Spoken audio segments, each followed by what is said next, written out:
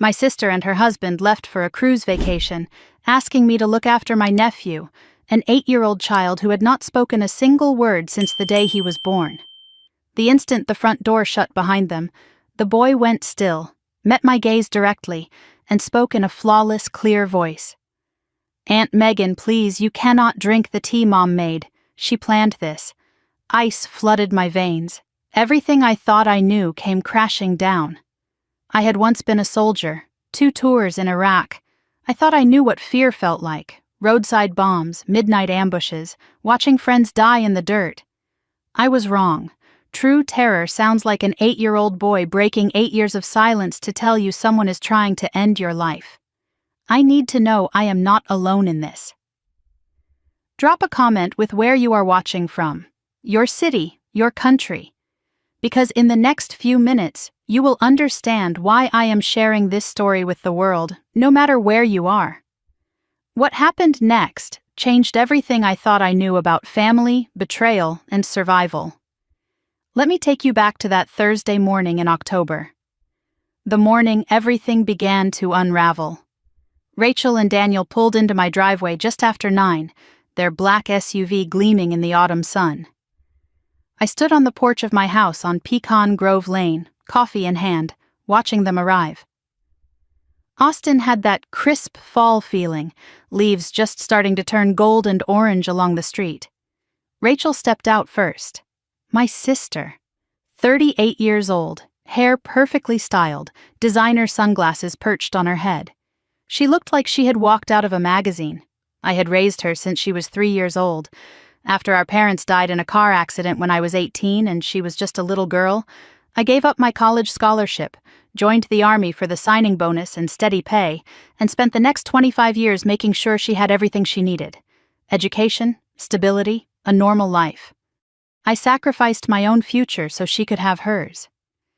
Daniel followed her out of the car, her husband of 10 years, 42, tall, expensive suit even on a casual Thursday. He worked in real estate, always talking about investments and opportunities and the next big deal. His smile was white and wide and never quite reached his eyes. I had never fully trusted him, but Rachel loved him, and that had been enough for me. "We are so grateful you can do this, Megan," Rachel said, walking up to embrace me. The hug was brief, perfunctory. "Our 10th anniversary cruise, 4 days in the Caribbean. We have been planning this forever." "Happy to help," I said. "Where is Evan?" Daniel was already pulling luggage from the trunk.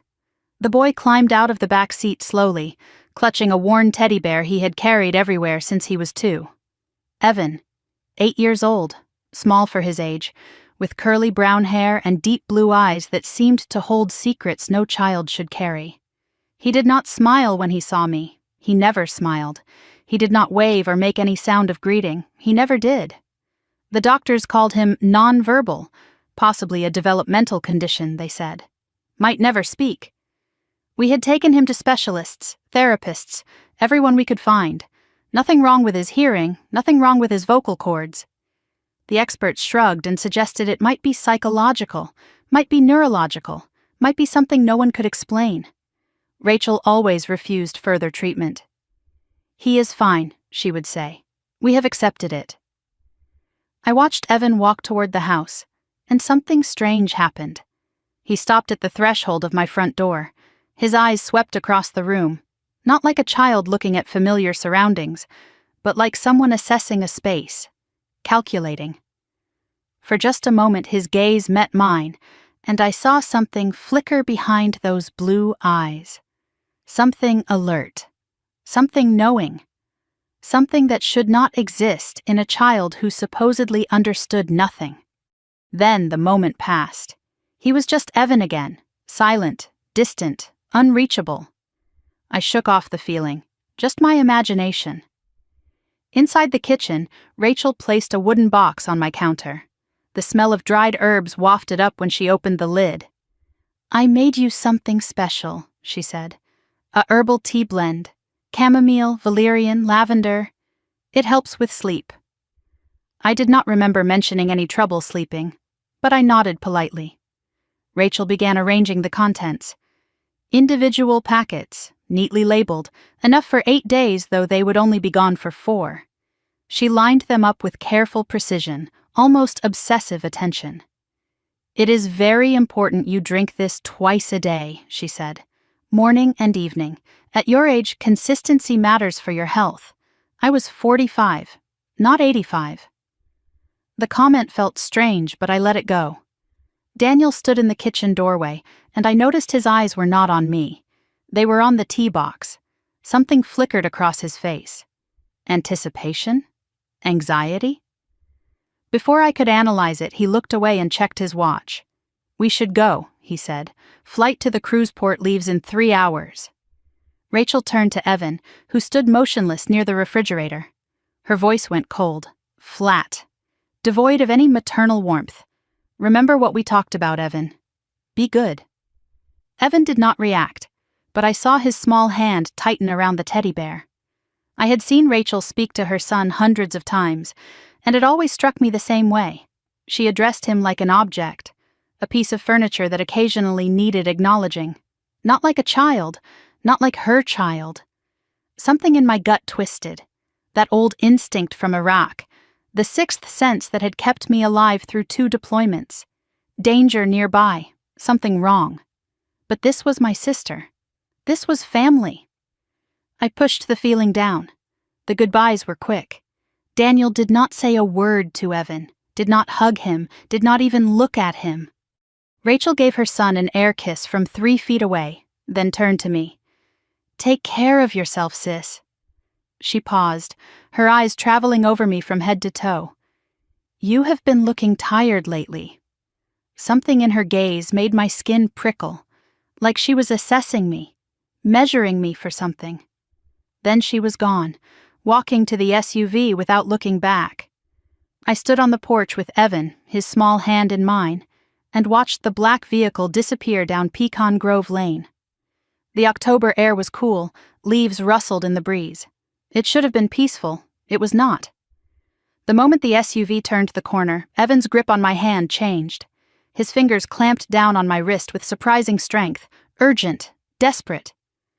I looked down. His teddy bear had fallen to the porch floor. Abandoned. That bear had not left his hands in 6 years. His other hand pointed toward the kitchen, toward the box of tea. His whole body was shaking. "Evan?" I knelt down to his level. "What is wrong, buddy?" His mouth opened, closed, opened again. His eyes were wide, filled with something I had never seen in them before. Fear, yes, but also determination, urgency, like a dam about to break after holding back a flood for years. Then he spoke. The voice was rough, unpracticed, a machine that had not run in years, finally turning over. But the words were clear, crystal clear. "Aunt Megan." I stopped breathing. "Do not drink the tea." The world tilted sideways. Mom put something bad in it. She planned this. My knees nearly buckled. I grabbed his shoulders to steady myself, or maybe to confirm he was real, that this was real. "Evan," I managed to whisper, "did you just speak?" His small hands grabbed my shirt, bunching the fabric in his fists. The terror on his face was adult in its intensity. "Please, Aunt Megan." His voice cracked. "Please do not drink it. Promise me." I stared at this child, this boy who had not uttered a single word in 8 years. Not mama, not Dada. Not help or hungry or scared, nothing. For 8 years, silence. And now, the moment his parents left, he had spoken. Not baby talk, not confused syllables, complete sentences, clear warnings. I pulled him into my arms, holding him tight against my chest. I could feel his heart hammering against his ribs like a trapped bird. "Okay," I said, my voice shaking. "Okay, Evan, I will not drink it, I promise." He sagged against me with relief, but only for a moment. Then he pulled back, and his eyes met mine again. Those blue eyes that I had always thought were empty now burned with intelligence, with knowledge, with secrets. "There is more you do not know about Mom," he said, his voice barely above a whisper. "What do you mean?" He glanced toward the kitchen where the tea sat waiting. Then back to me. "She is not who you think she is." My 8-year-old nephew, who had not spoken a single word since the day he was born, had just saved my life. and I had no idea how much more he was about to tell me. I guided Evan into the kitchen, my hands still trembling from what I had just witnessed. The boy who had been silent his entire life had spoken. Not babbled, not stammered, spoken clearly, with purpose, with urgency. My mind could not process it. 8 years of specialists telling us he might never talk. 8 years of Rachel insisting he was fine the way he was. 8 years of silence, shattered in seconds. I pulled out a chair at the kitchen table. "Sit down, buddy." I poured us both glasses of water. "Not tea. Never tea again. I need you to tell me everything. Start from the beginning." Evan climbed into the chair, his small frame looking even smaller against the wooden back. But his eyes were different now. Alert. Present. The vacant stare I had grown accustomed to was gone, replaced by something sharp and knowing. His voice was still rough, like an engine that had not turned over in years. But the words came steady and clear. "I was 3 years old," he said, looking down at his hands. "I remember everything. Most people do not remember anything from that age." I kept my voice level, though my heart was pounding. "I remember because that was the day I learned to be afraid." He looked up at me, and in that moment, I did not see an 8-year-old boy. I saw someone much older, someone who had carried a terrible weight for far too long. "Tell me," I said softly. Evan took a breath. "There was a party at our house. Dad's work friends. Everyone dressed nice. Lots of talking, lots of laughing. I was playing with my toys in the living room. I could picture it. Rachel and Daniel's house in the suburbs. The kind of party Daniel loved to throw, impressing clients, networking, climbing. Dad was talking to some men in suits," Evan continued. "Showing off, I think. And I saw him across the room and I got excited. I ran over and I said one word." "What word?" "Daddy." My breath caught. Just that one word.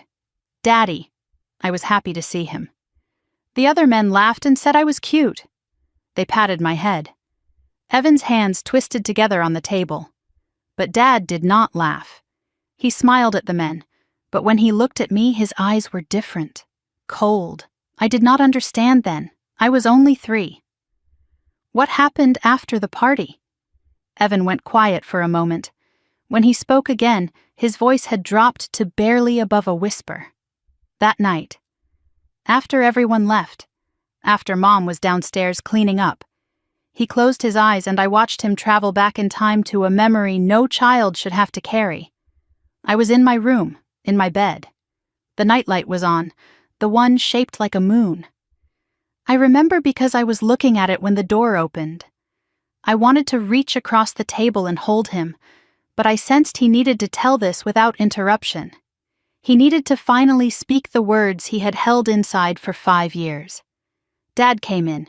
He closed the door behind him, then he locked it. My hands clenched into fists beneath the table. He walked over to my bed, sat down on the edge. He did not look angry. That was the scary part. He looked calm, quiet, like he was about to tell me a bedtime story. Evan opened his eyes, staring at some point in the middle distance. He said, "You spoke today, Evan. That was a mistake." I could hear Daniel's voice in my head, that smooth, reasonable tone he used when he was being his most manipulative. "I did not understand," Evan continued. "I was 3. I did not know what a mistake meant. Not really." What else did he say? He said, "Do you know what happens to children who speak when they should not?"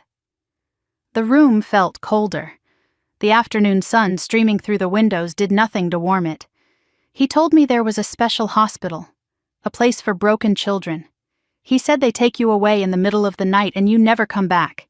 He said Mommy would not save me. He said you would not find me. He said I would be alone forever, in the dark, with no one, 3 years old, threatened with abandonment, with disappearance, with a fate designed to terrify a toddler into silence. Then he said the rule. Evan's voice hardened, aged beyond his years. "From now on you do not speak, not one word, not to anyone, ever. If you speak I will know, and I will send you to that hospital." I could not stay silent any longer. Evan, I am so sorry. I had no idea. He was not finished. He stood up, walked to the door, opened it. Then he looked back at me and said, "Good boy." Now, not a sound.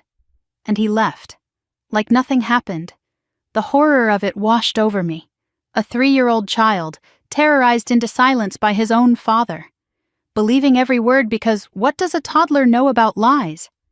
I stopped talking that night, Evan said. I have not said a word out loud since. Until today. 5 years. 5 years of silence because a grown man threatened a baby. Rage burned in my chest, hot and fierce. But I had to ask the question I dreaded. What about your mother? Did she know? Evan's eyes met mine. The answer was there before he spoke. Mom knew. She was there. My heart cracked. A couple days after Dad warned me, I was playing in my room. By myself. And I made a sound, a little laugh. I did not mean to. It just came out. What happened? Mom heard. She came to my room, knelt down in front of me. I braced myself. Her voice was sweet. That is what I remember. Sweet like honey. But her eyes were cold, just like Dad's. What did she say? She said, "Daddy told you the rules, did he not? Good boys do not make sounds. Good boys are quiet." Rachel, my sister. The girl I had raised, the woman I had sacrificed everything for. She had looked at her 3-year-old son and reinforced the terror her husband had planted. Then she said, "If you are not a good boy, we cannot keep you anymore. You do not want to go to the hospital, do you?" I felt sick, physically ill. Rachel had not just failed to protect her son. She had participated in his psychological torture. She had normalized the silence, made it a condition of love. A 3-year-old cannot tell the difference between a rule and a death sentence. To Evan, being quiet meant survival. Speaking meant disappearing forever. I wanted to drive to the cruise port, pull Rachel off that ship, demand to know why. How could she do this to her own child? But Evan needed me here. Evan needed me calm. "How did you survive?" I asked, keeping my voice steady despite the fury building in my chest. 8 years without speaking. "How did you cope?" Evan's expression shifted. Something almost like pride flickered across his face. I could not speak, but I could listen. I could watch. I could learn. "What do you mean?" "People think because I do not talk, I do not understand. But I understand everything. I hear everything." He leaned forward slightly. "When adults are around me, they forget I am there. They talk about things they would never say in front of a normal kid. Secrets, plans, arguments, phone calls." I stared at him. This boy had been invisible, a ghost in his own home, and he had used that invisibility to become something else entirely. "I taught myself to read when I was 4, he said, "from the captions on TV, from your books when you would leave them out during our visits. 4 years old, teaching himself to read while everyone around him assumed he was mentally impaired. By 6, I was reading at a high school level. By 7, I understood legal documents." "Legal documents?" He nodded. "Mom leaves things out sometimes, papers on her desk, her laptop open. She does not think I can understand any of it, but you can." "I understand everything, Aunt Megan. I have been watching and listening and learning for 5 years. Everyone thinks I am broken, that I am empty." He looked at me with those ancient eyes. "I am not broken. I was never broken. I was just waiting." Waiting for what? For the right moment. For someone who would believe me. For someone who could fight back. My throat tightened. This child had been alone with his knowledge for years, carrying secrets too heavy for adult shoulders, let alone a child's. 6 months ago, Evan said, something changed. What happened? I could not sleep. I went downstairs to get water. It was late, maybe midnight. I heard voices from Dad's office. My pulse quickened. Mom and Dad were talking. Quiet, but I could hear through the door. What were they saying? Your name. Over and over. And words like medicine and confused and inheritance. Inheritance. My house. My savings. Everything I had built over 25 years of military service. Then I heard Mom say something that made me freeze. "What?" she said. "By Christmas, she will not remember her own name. By spring, she will be in a facility, and everything she owns will be ours." The room spun. 6 months. They had been planning this for at least 6 months, maybe longer. "That is when I knew," Evan said. "I knew they were hurting you. I knew I had to do something. But you could not speak." "No. If I spoke, Dad would send me away. No one would believe a mute kid anyway. So I did the only thing I could." "What did you do?" "I started collecting evidence." I stared at him. Papers Mom left out, screenshots from her computer when she forgot to close it, receipts from the trash. "You went through the garbage?" "Every week, after they took it out, before the truck came, looking for anything that might prove what they were doing." An 8-year-old boy digging through trash to save his aunt's life, while his parents planned murder in the next room. "I have been saving everything," Evan said, "hiding it where they would never look, waiting for the chance to tell someone." "Why now?" "Why today? Because this is the first time we have been alone. Really alone, without them watching, without Dad checking on me, without Mom listening at doors. 4 days. They had given us 4 days. And because the tea," Evan added. "The new tea Mom made. I saw her putting things in it, crushing pills, mixing them in. I knew if you drank it, you might not wake up." My blood ran cold. That tea on my counter was not a gift. It was a weapon. Evan stood up from the table. His small frame seemed to grow larger somehow. More solid, more certain. "I did not just listen, Aunt Megan. I collected proof. Papers, screenshots, receipts, everything they have been planning." He held out his hand to me. I hid it where they would never think to look. "Where?" "Here. In this house. In my room." I took his hand and stood. "Do you want to see it?" "Yes." Evan's grip was firm, steady, the grip of someone who had been carrying a burden alone for too long and was finally ready to share it. "I have been saving it for someone who would believe me," he said. "Someone who could fight back." His eyes locked onto mine. "You were a soldier, Aunt Megan. Now I need you to be one again." Evan did not wait for me to answer his question. He was already moving, his small hand pulling me out of the kitchen and toward the stairs. The boy who had been silent for 8 years now moved with purpose, with urgency, with the determination of someone who had waited far too long for this moment. We passed through the living room, and my eyes caught the family photos on the wall. Rachel in her wedding dress, radiant and smiling. Daniel with his arm around her, that perfect white smile on display. Evan as a baby, held by his mother, his blue eyes already holding that distant, unreachable look I had mistaken for emptiness. I had walked past these photos 1,000 times and never seen what was really there. A family built on lies. A child trapped in plain sight. I had built this house with my own hands and military salary. 15 years ago, I bought the land on Pecan Grove Lane with my combat pay and signing bonuses. Every board, every nail, every coat of paint represented years of sacrifice, years of deployments, years of missing holidays and birthdays, and ordinary life so that I could build something permanent, something that would last. And Rachel wanted to take it from me. Rachel, who I had raised from a toddler. Rachel, who I had fed and clothed and protected. Rachel, who I had given everything. My jaw tightened as we climbed the stairs. The wooden steps creaked beneath our feet, the same steps I had installed myself all those years ago. I never imagined I would be climbing them to view evidence of my own attempted murder. Evan's room was at the end of the hallway. It was not his primary bedroom, just the space he used when he stayed with me during visits. Rachel always seemed eager to send him over, at least once a month, sometimes more. "He is so much calmer at your place, Megan," she would say. Now I understood. She wanted him out of the way so she could plan without a witness. She forgot that her silent son saw everything. The room was simple. A twin bed with a navy blue comforter I had picked out because I thought boys liked blue. A small bookshelf filled with children's books that Evan supposedly could not read. A wooden toy box in the corner, a birthday gift from me when he turned 5. Dinosaur wallpaper on one wall, cheerful and bright.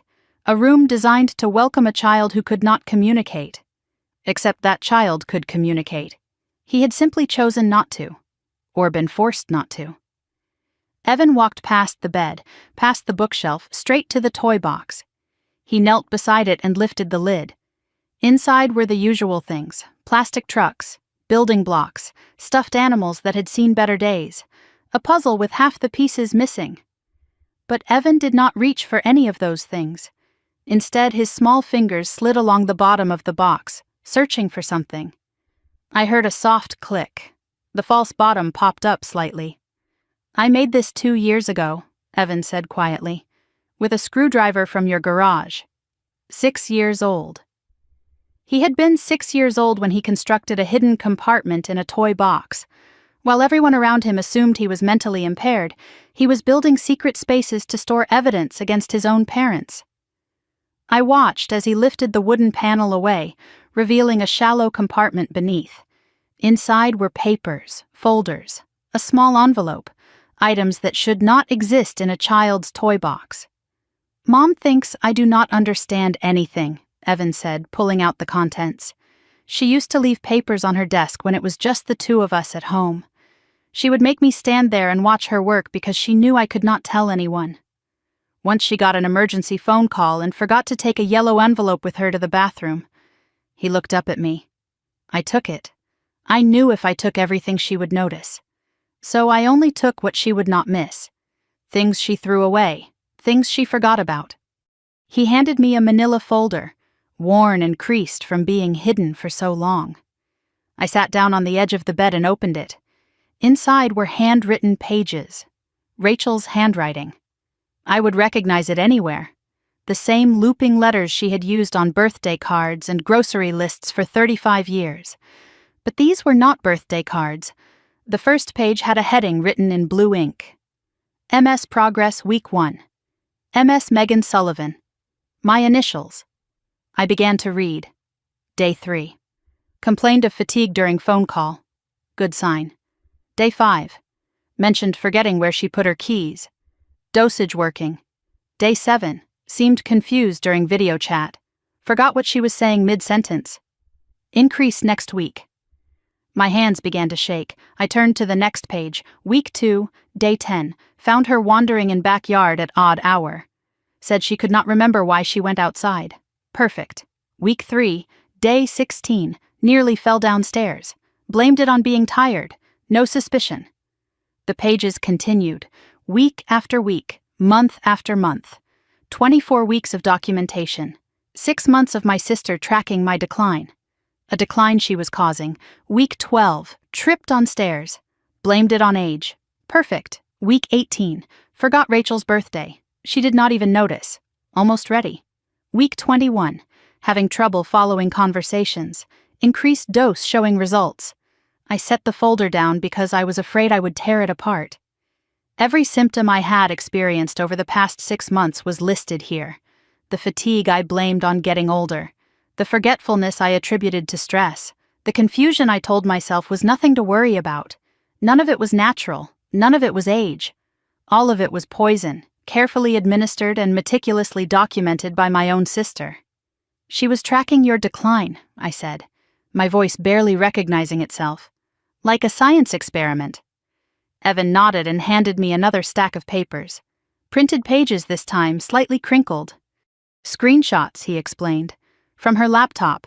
I learned how to take screenshots and send them to the printer when she was not home." I looked at the first page, a Google search history. How to make someone appear confused. The next page, sedatives that do not show up in routine blood tests. Then, early onset dementia symptoms in women over 40. And how long before sedatives cause permanent damage. My stomach turned. I forced myself to keep reading. Power of attorney requirements. Texas. Involuntary commitment to nursing facility. Texas law. How to declare someone mentally incompetent. Rachel had researched this thoroughly. She had studied how to poison me, how to cover her tracks, and how to take legal control of my assets once I was too brain damaged to stop her. The next pages were from medical websites, printouts about specific drugs. Lorazepam. Side effects include confusion, memory loss, fatigue, impaired coordination. Diphenhydramine. Long-term use linked to cognitive decline in older adults. Can cause drowsiness, disorientation, difficulty concentrating. Zolpidem. May cause anterograde amnesia. Users may perform activities while not fully awake and have no memory of them. 3 drugs. 3 different ways to destroy a mind. All of them available without prescription or easily obtained with fake symptoms. All of them impossible to detect without knowing exactly what to look for. She was not just poisoning me, I said slowly.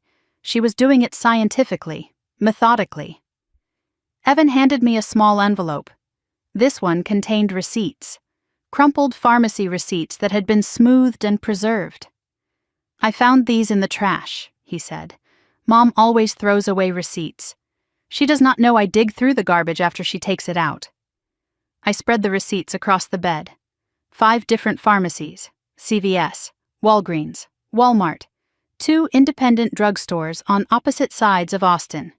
Dates spanning 6 months. Each receipt showed purchases of either lorazepam or diphenhydramine or zolpidem, but the names on the receipts were not Rachel's. Linda Morrison, Sarah Chen, Maria Rodriguez. She used fake names, I said, or fake IDs. Evan's voice was matter of fact. She went to different stores so no one would notice the pattern. I added up the quantities in my head. The amounts were staggering, enough to maintain a steady stream of poison for months. Enough to cause permanent damage, enough to kill. This is not impulsive, I said, more to myself than to Evan. This is planned, calculated, premeditated. She has been doing this since April, Evan confirmed. 6 months. I looked at the dates on the progress notes. He was right. 24 weeks, half a year. For 6 months I had been drinking poison disguised as herbal tea. For 6 months my sister had watched me decline and documented every symptom with clinical detachment. For 6 months I had blamed myself for getting older, getting weaker, getting more confused. I remembered the fatigue that started in spring. I had told myself I needed more exercise. The forgetfulness that crept in over summer. I had laughed it off as senior moments even though I was only 45. The dizzy spells that made me grab countertops for support. I had scheduled a doctor's appointment and then forgotten to go. Every symptom, every excuse, every moment of self-doubt. It was all the poison, all Rachel. How much damage had been done? Was my brain already compromised beyond repair? Would I ever fully recover? Or had 6 months of sedatives stolen something permanent from me? I needed to get tested. I needed to see a doctor. But that would have to wait. Right now, I needed to know everything. Is there anything else? I asked Evan. He reached back into the hidden compartment. His hand emerged holding a yellow envelope larger than the others. Sealed. Old. A single line of handwriting on the front. DNA results. Confidential. The handwriting was not Rachel's. It was older, more elegant, slightly shaky. My mother's handwriting, my real mother, who had died 3 years ago. I found this 6 months ago, Evan said quietly, hidden in Mom's closet, behind her winter coats. Why would Rachel have DNA results? And why would my mother's handwriting be on the envelope? I do not know why she kept it, Evan continued. Maybe she wanted proof. Maybe she forgot it was there. But after I read what was inside, I understood everything. I stared at the envelope in my hands. It weighed almost nothing. But I could feel the weight of secrets pressing down on it. What is this, Evan? What is inside? His blue eyes met mine. For a moment he looked like the small child he actually was. Scared, uncertain, carrying knowledge too heavy for his years. Open it, Aunt Megan. I slid my finger under the seal, my heart pounding. That is when everything changed for Mom, Evan said softly. That is why she hates you. I hesitated, the envelope half open. Evan's voice dropped to barely a whisper. That is why she wants you dead. The envelope felt weightless in my hands, but the secrets inside pressed down like a stone on my chest. I stared at my mother's handwriting on the front. DNA results, confidential. The letters were slightly shaky, written by a hand that had begun to weaken with age. My mother had held this envelope, had written on it, had hidden something inside that she never wanted anyone to find, and now Rachel had it, or had it, until Evan found it buried in her closet. I looked at the boy sitting beside me on the bed. His blue eyes were steady, patient. He had already read what was inside. He had carried this knowledge alone for months. Now he was waiting for me to catch up. My fingers trembled as I slid them under the seal. The paper was old, slightly yellowed at the edges. It tore easily, releasing a faint musty smell. Inside were two items: a folded letter on cream-colored stationery, and an official-looking document with a laboratory letterhead. I pulled out the document first. Austin Genetic Testing Laboratory. The address was on Research Boulevard, a part of town known for medical offices and clinics. The date at the top made my breath catch. March 15th, 2019, more than 5 years ago, just a few months before my parents died. Subject line: paternity and maternity verification. Tested individuals: Rachel Sullivan and Thomas Sullivan, Margaret Sullivan. I scanned down to the results section. The clinical language blurred before my eyes, but the numbers were clear, brutally clear. Probability of biological relationship between Rachel Sullivan and Thomas Sullivan: 0.00%. Probability of biological relationship between Rachel Sullivan and Margaret Sullivan: 0.00%. Conclusion: the tested individual, Rachel Sullivan, shares no genetic material with the alleged parents. No biological relationship exists. I read it again, then a third time. The words did not change. 0%. Not a small percentage that might indicate a distant relation. Not an inconclusive result that required further testing. 0. Absolute 0. Rachel shared no DNA with my parents. Rachel was not my sister. She had never been my sister. That is not possible, I whispered. My voice sounded strange, distant, like it belonged to someone else. She has always been my sister, since she was 3 years old. Evan said nothing. He just watched me with those ancient eyes, letting me process what I was seeing. I turned to the letter. My mother's handwriting filled the page, the same elegant script she had used for grocery lists and birthday cards my entire life. But this was not a birthday card. To whoever finds this after I am gone. The words hit me like a physical blow. My mother had written this, knowing she might not be around to explain, knowing someone else would have to read it and understand. I should have told you the truth years ago, Megan. I am sorry. Rachel is not your biological sister. She was adopted. The room spun. I gripped the edge of the bed to steady myself. Your father and I could not have more children after you. We tried for years. The doctors said it was impossible. We were heartbroken. We had always wanted a big family, and instead we had only you. Not that you were not enough. You were everything. But we wanted to give you a sibling, someone to grow up with, someone to share your life with. I remembered my childhood, the loneliness of being an only child, the way I had begged my parents for a brother or sister, the sad looks they exchanged when they thought I was not watching. When Rachel came to us, she was 3 years old, a little girl from a difficult situation. The adoption agency said her birth parents were unable to care for her. They said she needed a loving home. And we had so much love to give. A difficult situation. Agency language for something terrible. Something my parents had never explained. We decided never to tell anyone, not even you. We wanted Rachel to feel like she truly belonged, like she was born into this family, like there was no difference between you. We thought we were protecting her. We thought we were doing the right thing. 35 years. For 35 years, my parents had kept this secret. I had raised Rachel believing she was my flesh and blood. I had sacrificed my education, my career, my chance at my own family, all for a girl who was not even related to me. Not that it should matter. Adoption does not make someone less family Love makes family, choice makes family. But the deception, the lie that had shaped my entire adult life, that mattered. Rachel found the adoption papers last month. They were hidden in our safety deposit box. She was looking for insurance documents after your father's hip surgery and found the file instead.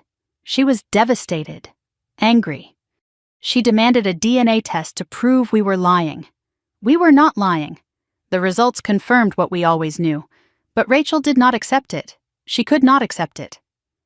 My mother's handwriting became shakier toward the bottom of the page, the letters smaller, more cramped, as if she was running out of space or running out of time.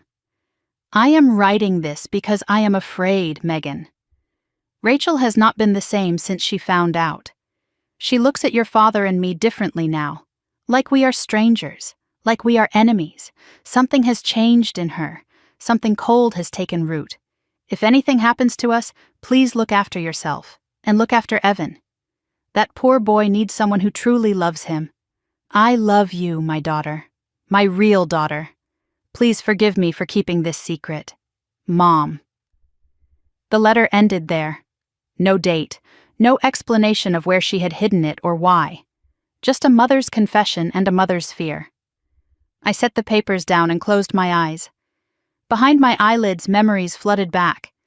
35 years of memories, now recolored by this new truth. I was 10 years old when Rachel arrived. A warm spring afternoon. I was playing in the backyard, digging in the dirt for worms, when I heard my parents' car pull into the driveway. I ran around to the front of the house, expecting to see them returning from errands. Instead, I saw my mother climbing out of the passenger seat with a small child in her arms.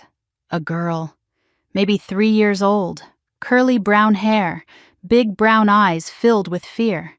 She was clutching a ragged stuffed rabbit like her life depended on it. "Megan," my mother said, her voice bright with forced cheerfulness. "This is Rachel. She is your new baby sister." I did not ask questions.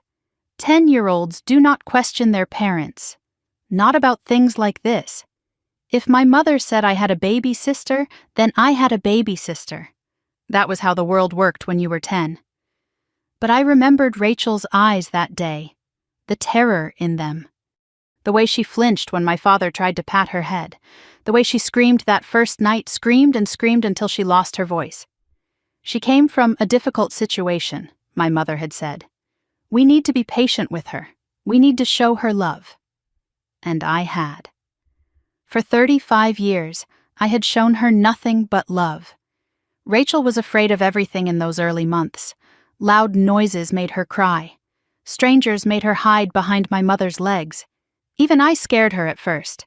She would not let me hold her hand or read her books or play with her toys. But slowly, gradually, she warmed to me. I became her protector, her champion, her big sister. I held her hand through every nightmare. I taught her to ride a bike. I helped her with homework. When bullies teased her in middle school, I walked her to class every day until they stopped. When a boy broke her heart in high school, I held her while she cried. I had loved Rachel like she was my own blood, because I believed she was. Now I knew the truth. She was not my sister. She had never been my sister. Our entire relationship was built on a lie my parents created with good intentions and terrible consequences. But here was the thing that broke my heart. It should not have mattered. Adoption does not make someone less family. If Rachel had learned the truth and come to me with questions and fears, I would have told her that biology meant nothing, that she was my sister in every way that counted, that I loved her regardless of DNA. Instead, she had chosen to hate us, to blame us, to punish us, to poison me. I opened my eyes and looked at Evan. When did Rachel find out? When exactly did she read those adoption papers? About 2 years ago, Evan said, right after Grandma and Grandpa died. Mom was cleaning out their house. She found a locked drawer in Grandpa's desk. I remembered that day. I had been at the house too, sorting through my parents' belongings. Rachel had insisted on handling the paperwork, the financial documents, the important files. I had been too grief-stricken to argue. She found the adoption file in that drawer, Evan continued. I remember because she locked herself in the bathroom for an hour after. Dad had to break down the door. What happened after that? She cried for a week, would not eat, would not sleep. I heard her screaming at Dad at night, screaming about lies and stolen identity and everyone being fake. I could picture it. The shock of discovering your entire identity was built on a secret, the sense of betrayal, the rage at the people who had hidden the truth. But then she stopped crying, Evan said. And that was worse. Worse how? She went quiet, cold. She stopped visiting Grandma and Grandpa's graves. She took down all their photos in our house. I had noticed that. The last time I visited Rachel's home, months ago, I had commented on the empty spaces on the walls. Redecorating, Rachel had said with a tight smile. Time for a change.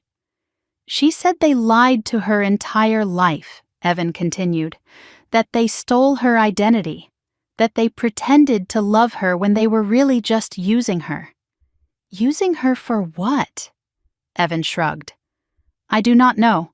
Mom does not make sense when she talks about it. She says Grandma and Grandpa owed her.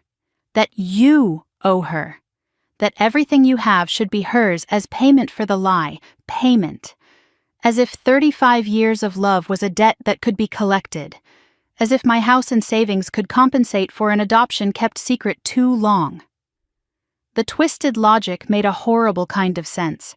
In Rachel's mind, she had been wronged, cheated out of her true identity, raised under false pretenses by people who were not really her family, and now she wanted compensation. She wanted everything. Daniel made it worse, Evan added. Dad kept telling Mom she deserved compensation, that the house and the money and everything you owned was rightfully hers. Of course Daniel encouraged it. Daniel with his gambling debts and his desperate need for cash. Daniel who saw me not as family, but as an obstacle between him and financial rescue. Two broken people, one fueled by resentment, the other by greed.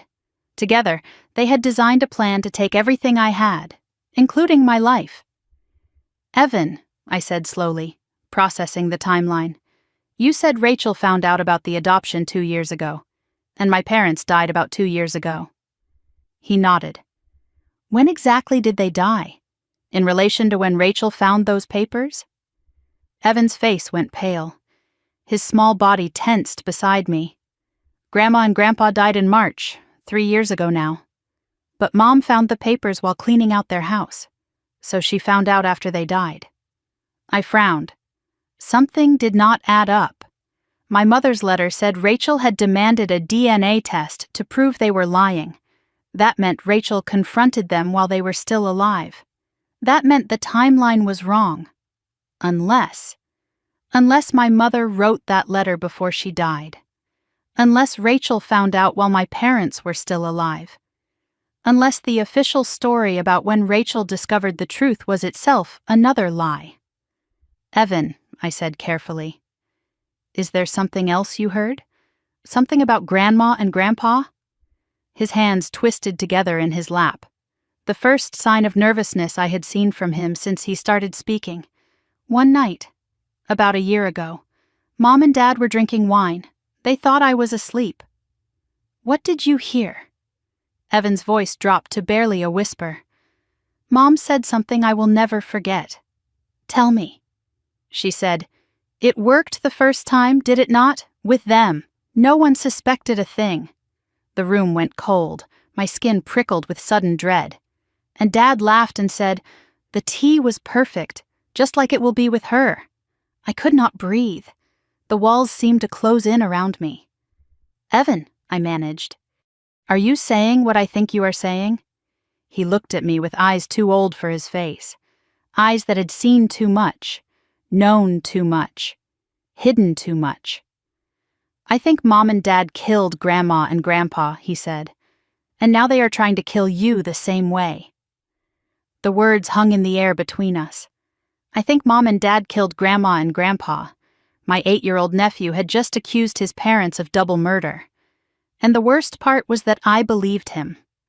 I stood up from the bed, my legs unsteady beneath me. The room felt too small suddenly. The cheerful dinosaur wallpaper seemed to mock me. This was supposed to be a safe space, a child's room. Instead, it had become the place where my entire world collapsed. My parents, Thomas and Margaret Sullivan, the people who raised me, who loved me unconditionally, who gave me everything they had.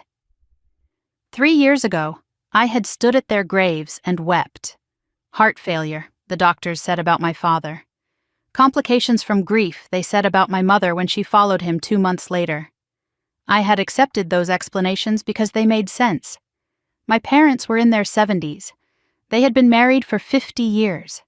When one died, the other often followed. Broken heart syndrome, some people called it. A poetic way to describe the loss of will to live.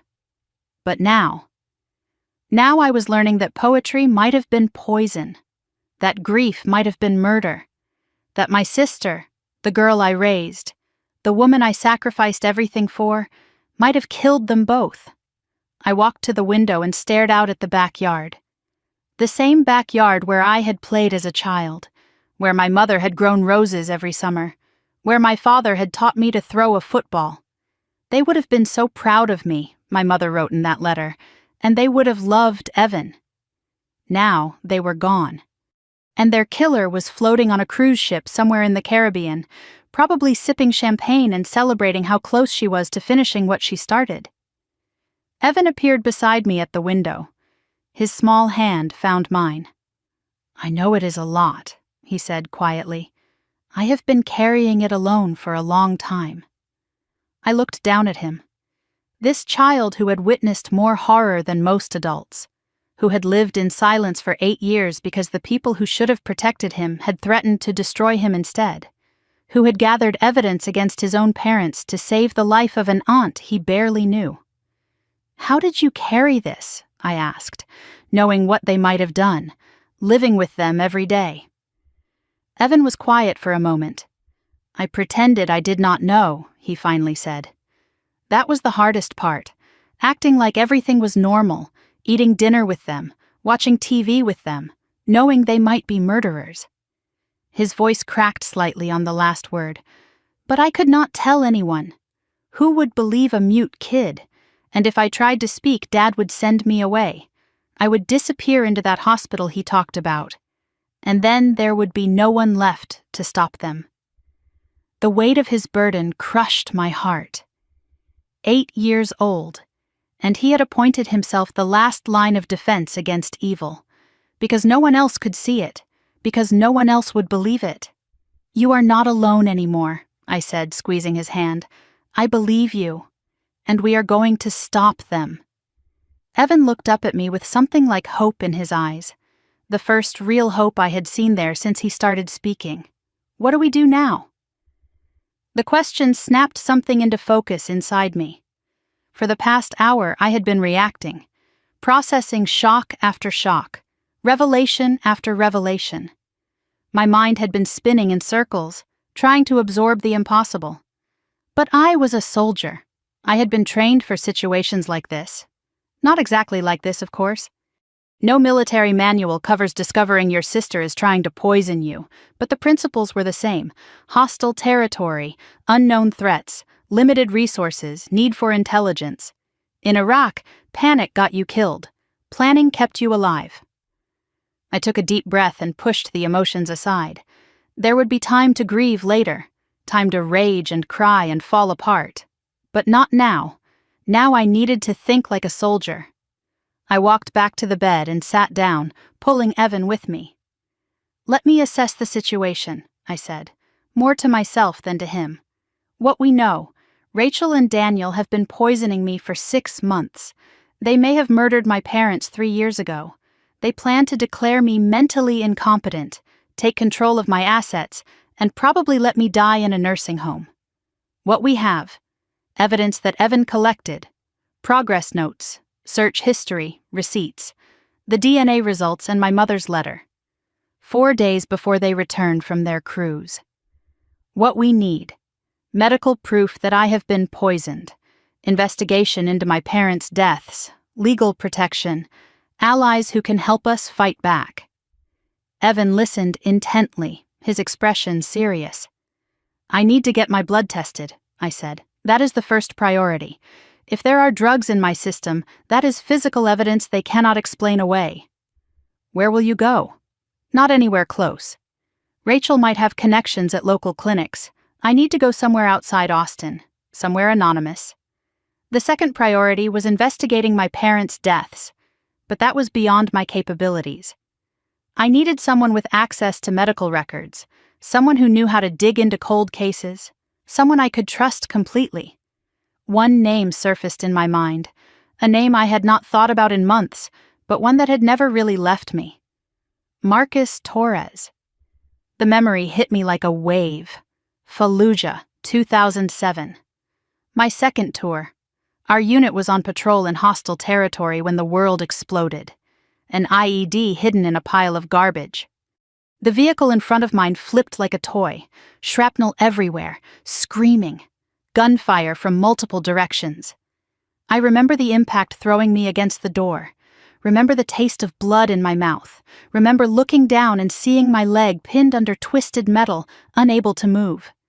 The ambush was coordinated. They had been waiting for us. Bullets sparked off the wreckage around me as enemy fighters closed in. I could not reach my weapon, could not free my leg, could only lie there and wait to die. Then Torres appeared. Sergeant Marcus Torres. 6'2", built like a linebacker, with a scar running down his left cheek from a previous deployment. He had been in the vehicle behind mine when the IED went off. By all logic, he should have taken cover, should have waited for backup, should have followed protocol. Instead, he ran straight into the kill zone. "Sullivan!" he shouted over the gunfire. "Stay with me. Do not you dare die on my watch." He grabbed my vest and pulled. The metal groaned but did not give. Bullets kicked up dirt inches from his feet. He did not flinch. He grabbed a piece of debris and used it as a lever, prying the twisted metal away from my leg. The pain was blinding. I screamed. He ignored it. "Almost there," he said through gritted teeth. His shoulder was bleeding. He had already been hit. He did not seem to notice. With one final heave, the metal gave way. Torres threw me over his shoulder in a fireman's carry and ran through the bullets and the chaos and the death, ran until we reached cover behind a concrete barrier where the medics were waiting. "You owe me a beer when we get home," he said, blood dripping down his arm. Then he passed out. Torres saved my life that day, but what he did not know was that I saved his too, just not in the same way. After that tour, Torres developed severe PTSD, nightmares, flashbacks. He could not hold down a job, could not maintain relationships, could not find a reason to keep going. I was the only person he would talk to. For months, I called him every week, sometimes every day. I listened when he needed to vent. I talked him down when the darkness got too close. I reminded him that the war was over, that he was home, that his life still had meaning. He got better, slowly. Eventually, he found his footing again, left the Army in 2015 and became a private investigator in Houston, specialized in fraud cases, missing persons, and cold cases. He was good at it, really good. We had stayed in touch over the years, not constantly, but enough. Birthday messages, occasional phone calls, the kind of connection that survives distance and time because it was forged in fire. If anyone could help me investigate my parents' deaths, it was Marcus Torres. I looked at Evan. "I need to make a phone call. Can you give me a few minutes?" He nodded and headed for the door. Then he stopped and turned back. "Aunt Megan? Who are you calling?" "An old friend. Someone who saved my life once. I am hoping he can do it again." I went to my home office and closed the door. The late afternoon sun slanted through the blinds, casting long shadows across the desk. I pulled out my phone and scrolled through my contacts until I found the name I was looking for. Fallujah. That was how I had saved his number, a reminder of where we met, of what we survived. I pressed call. My heart pounded as the line rang. Once, twice, 3 times. "Sullivan? That you?" His voice was the same, deep, slightly raspy, with a hint of Texas drawl he had never lost. "Marcus, I need help, and I cannot go to the police. Not yet. Silence on the other end. Torres knew me, knew I was not the type to ask for favors, knew that if I was calling like this, something was seriously wrong. Talk to me. What is going on? I told him everything, condensed it into the essential facts like a combat briefing. My sister was poisoning me. My sister might have murdered my parents. I had a witness, an 8-year-old boy. I had preliminary evidence. I needed a deeper investigation. When I finished, there was a long pause. Jesus Christ, Meg. Your sister? The one you practically raised? Yeah, that one. Another pause. I could hear him processing, the way he always did. Sorting information, assessing threats. What do you need from me? I need you to pull my parents' medical records, death certificates, autopsy reports if there were any. I need to know if there were any red flags, anything that could suggest foul play. And I need it quiet. No official channels until I have enough to nail them. I still have contacts at Austin PD, Torres said, and a friend at the medical examiner's office. I can start digging tonight. Give me 24 hours. Relief washed over me. Thank you, Marcus. But Megan, his voice turned serious. If what you are saying is true, these people are dangerous. They have killed before. They are trying to kill again. You need to be careful. I survived Fallujah. I can survive my own sister. Fallujah was honest. Enemies wore uniforms. You could see them coming. This is different. This is family. This is someone who knows your routines, your weaknesses, your blind spots. He was right. Rachel had been studying me for months. Years, maybe. She knew exactly how to hurt me. Watch your back, Torres continued. Do not eat or drink anything you did not prepare yourself. And keep that kid close. Sounds like he is the only reason you are still alive. I will, I promise. One more thing, Meg. His voice dropped lower, more serious than I had ever heard it. Let me tell you something about killers who got away with it once. They get confident. They think they are smarter than everyone else. That confidence makes them dangerous. But it also makes them sloppy. They will make mistakes. Our job is to be ready when they do. You said they are coming back in 3 days? Yes, Sunday evening. That is not a lot of time. But it might be enough. Do not confront them before we have solid evidence. One wrong move and they will destroy everything. Or worse, they will accelerate their plan. I understood. Patience was critical. I had to play the long game even though every instinct screamed at me to act now. Keep acting normal, Torres said. Keep pretending the tea is working. Document everything, dates, times, symptoms you have experienced. And Megan, get your blood tested. Tomorrow. First thing. If there is poison in your system, that is physical evidence they cannot explain away. Understood. I will call you after the blood test. And Meg, do not thank me yet. Thank me when they are in handcuffs. Before I could respond, he added one final warning. If they killed your parents and got away clean, they have had practice. That means they know how to cover tracks, how to look innocent. Do not underestimate them just because one is your sister. I will not. I will dig into those medical records tonight. If there is anything suspicious, I will find it. There was a pause. When Torres spoke again, his voice was heavy with concern. But Megan, you are not just living with your sister anymore. You are living with a potential murderer. Maybe two. Another pause. Sleep with one eye open. The line went dead. I set the phone down on my desk and stared out the window. The sun was setting over Austin, painting the sky in shades of orange and red. Beautiful, peaceful, a lie, just like everything else. 3 days. Rachel and Daniel would walk through my door in 3 days, expecting to find a confused, weakened woman they could control. Instead, they would find a soldier who knew exactly what they had done. I stood up and walked back to find Evan. He was sitting on the couch in the living room, his teddy bear back in his arms, watching the last light of day fade through the windows. Day 1 was almost over. 3 days remained before the enemy returned. 3 days to prepare for a battle where losing meant death. I sat down beside Evan and put my arm around him. "We have work to do," I said quietly. "Starting tomorrow." He leaned against me, small and warm and brave beyond his years. "We will be ready," he said. I hoped he was right.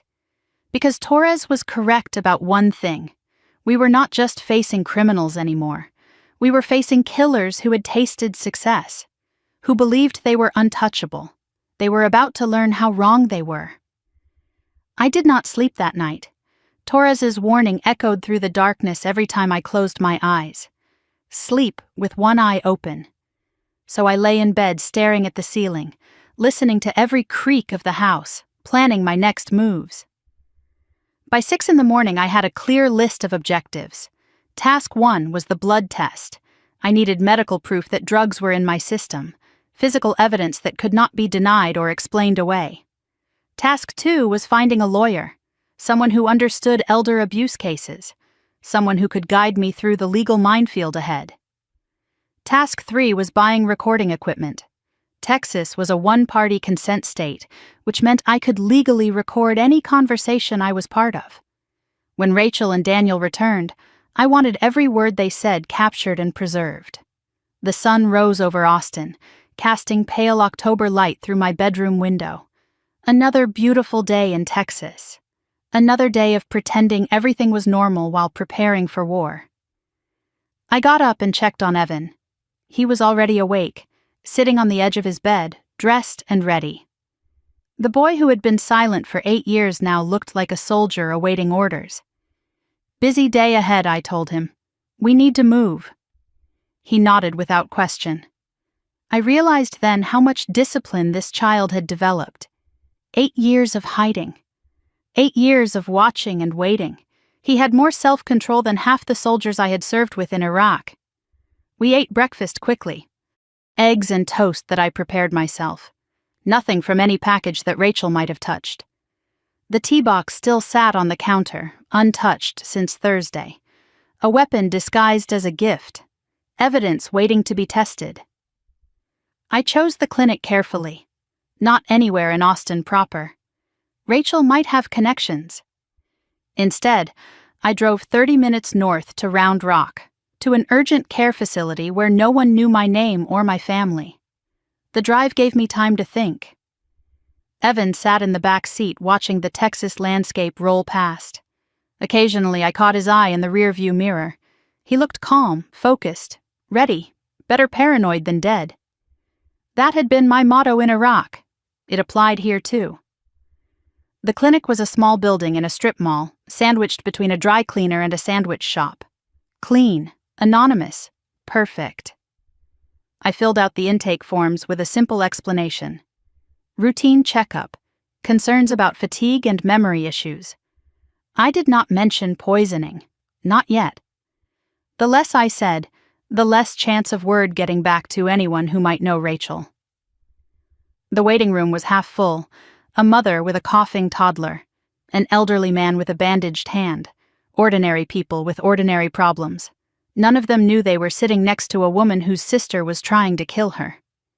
Evan sat beside me, flipping through a children's magazine without really reading it.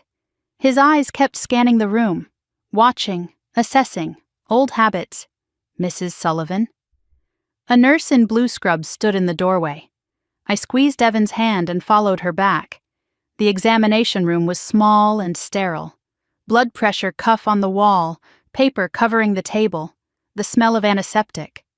I had been in rooms like this 100 times during my military career, physicals, vaccinations, post-deployment checkups. But this felt different. This felt like life or death. Dr. Patel entered a few minutes later. A woman in her early 40s, of Indian descent, with kind eyes behind wire-rimmed glasses.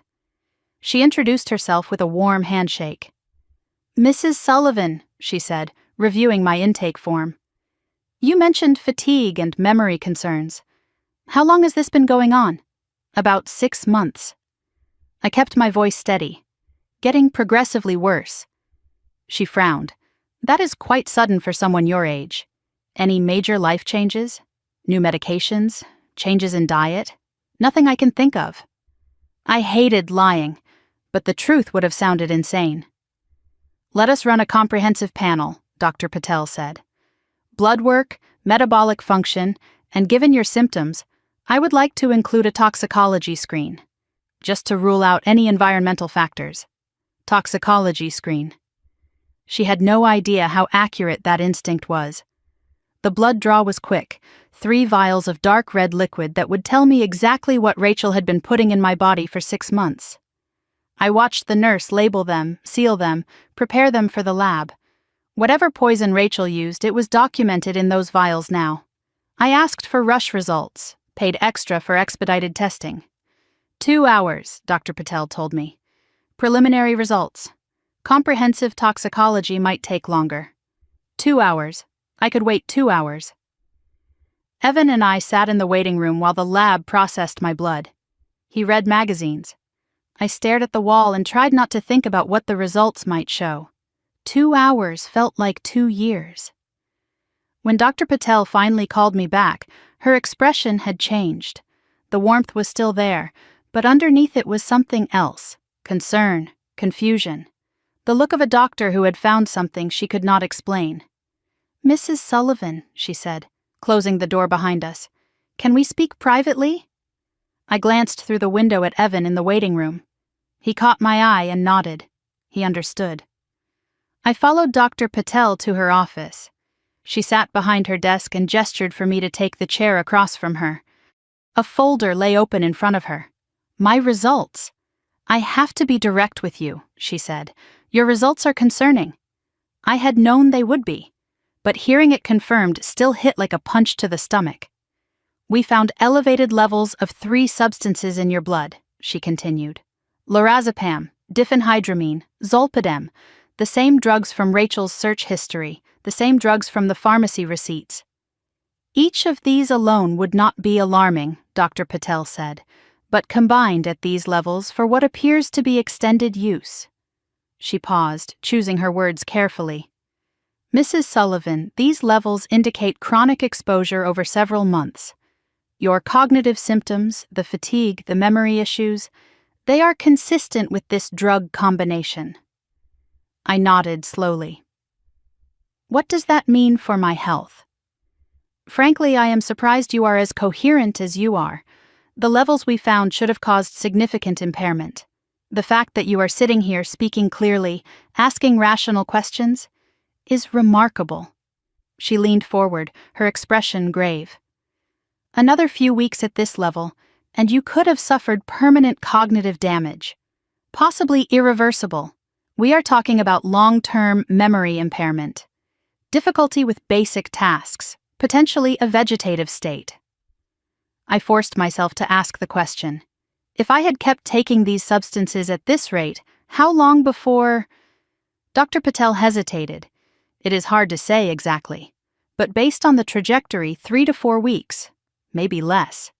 You could have been in a vegetative state, or dead. The words hung in the air. 3 to 4 weeks. Rachel had been a month away from finishing me off. "Mrs. Sullivan," Dr. Patel said carefully, "how did these substances get into your system?" I met her eyes. That is what I am going to find out. I asked for complete documentation, official reports, copies of all results, everything notarized and time-stamped. Dr. Patel obliged without further questions, though her eyes were full of unasked ones. She knew something was wrong. She just did not know how wrong. I left the clinic with a folder full of evidence and a cold certainty in my chest. Medical proof, physical documentation of attempted murder. Rachel could not explain this away. The next stop was downtown Austin. I had found a lawyer during the drive to Round Rock, searching on my phone while Evan watched the road. Linda Chen of Chen and Associates, specializing in elder abuse, guardianship disputes, and family fraud. Perfect. Her office was on Congress Avenue, in one of those tall glass buildings that reflected the Texas sun. The reception area was all leather chairs and law degrees on the walls. Expensive, professional, exactly what I needed. Evan came with me. I was not letting him out of my sight until this was over. "Mrs. Sullivan," the receptionist said after a brief wait, Ms. Chen will see you now. Linda Chen was not what I expected. Mid-50s, Chinese-American, with short black hair and sharp eyes behind designer glasses. She wore a gray suit that probably cost more than my monthly pension. But there was nothing soft about her. She looked like someone who had fought battles and won them. I understand you have a sensitive matter to discuss, she said, gesturing for me to sit. Very sensitive. And possibly criminal. I gave her the condensed version, the same briefing I had given Torres. Sister poisoning me. Evidence collected by 8-year-old nephew. Possible connection to parents' deaths 3 years ago. Need for legal protection and guidance. Linda Chen listened without interrupting. She took notes on a yellow legal pad, her pen moving in quick, precise strokes. When I finished, she set the pen down and studied me. Mrs. Sullivan, what you are describing is attempted murder.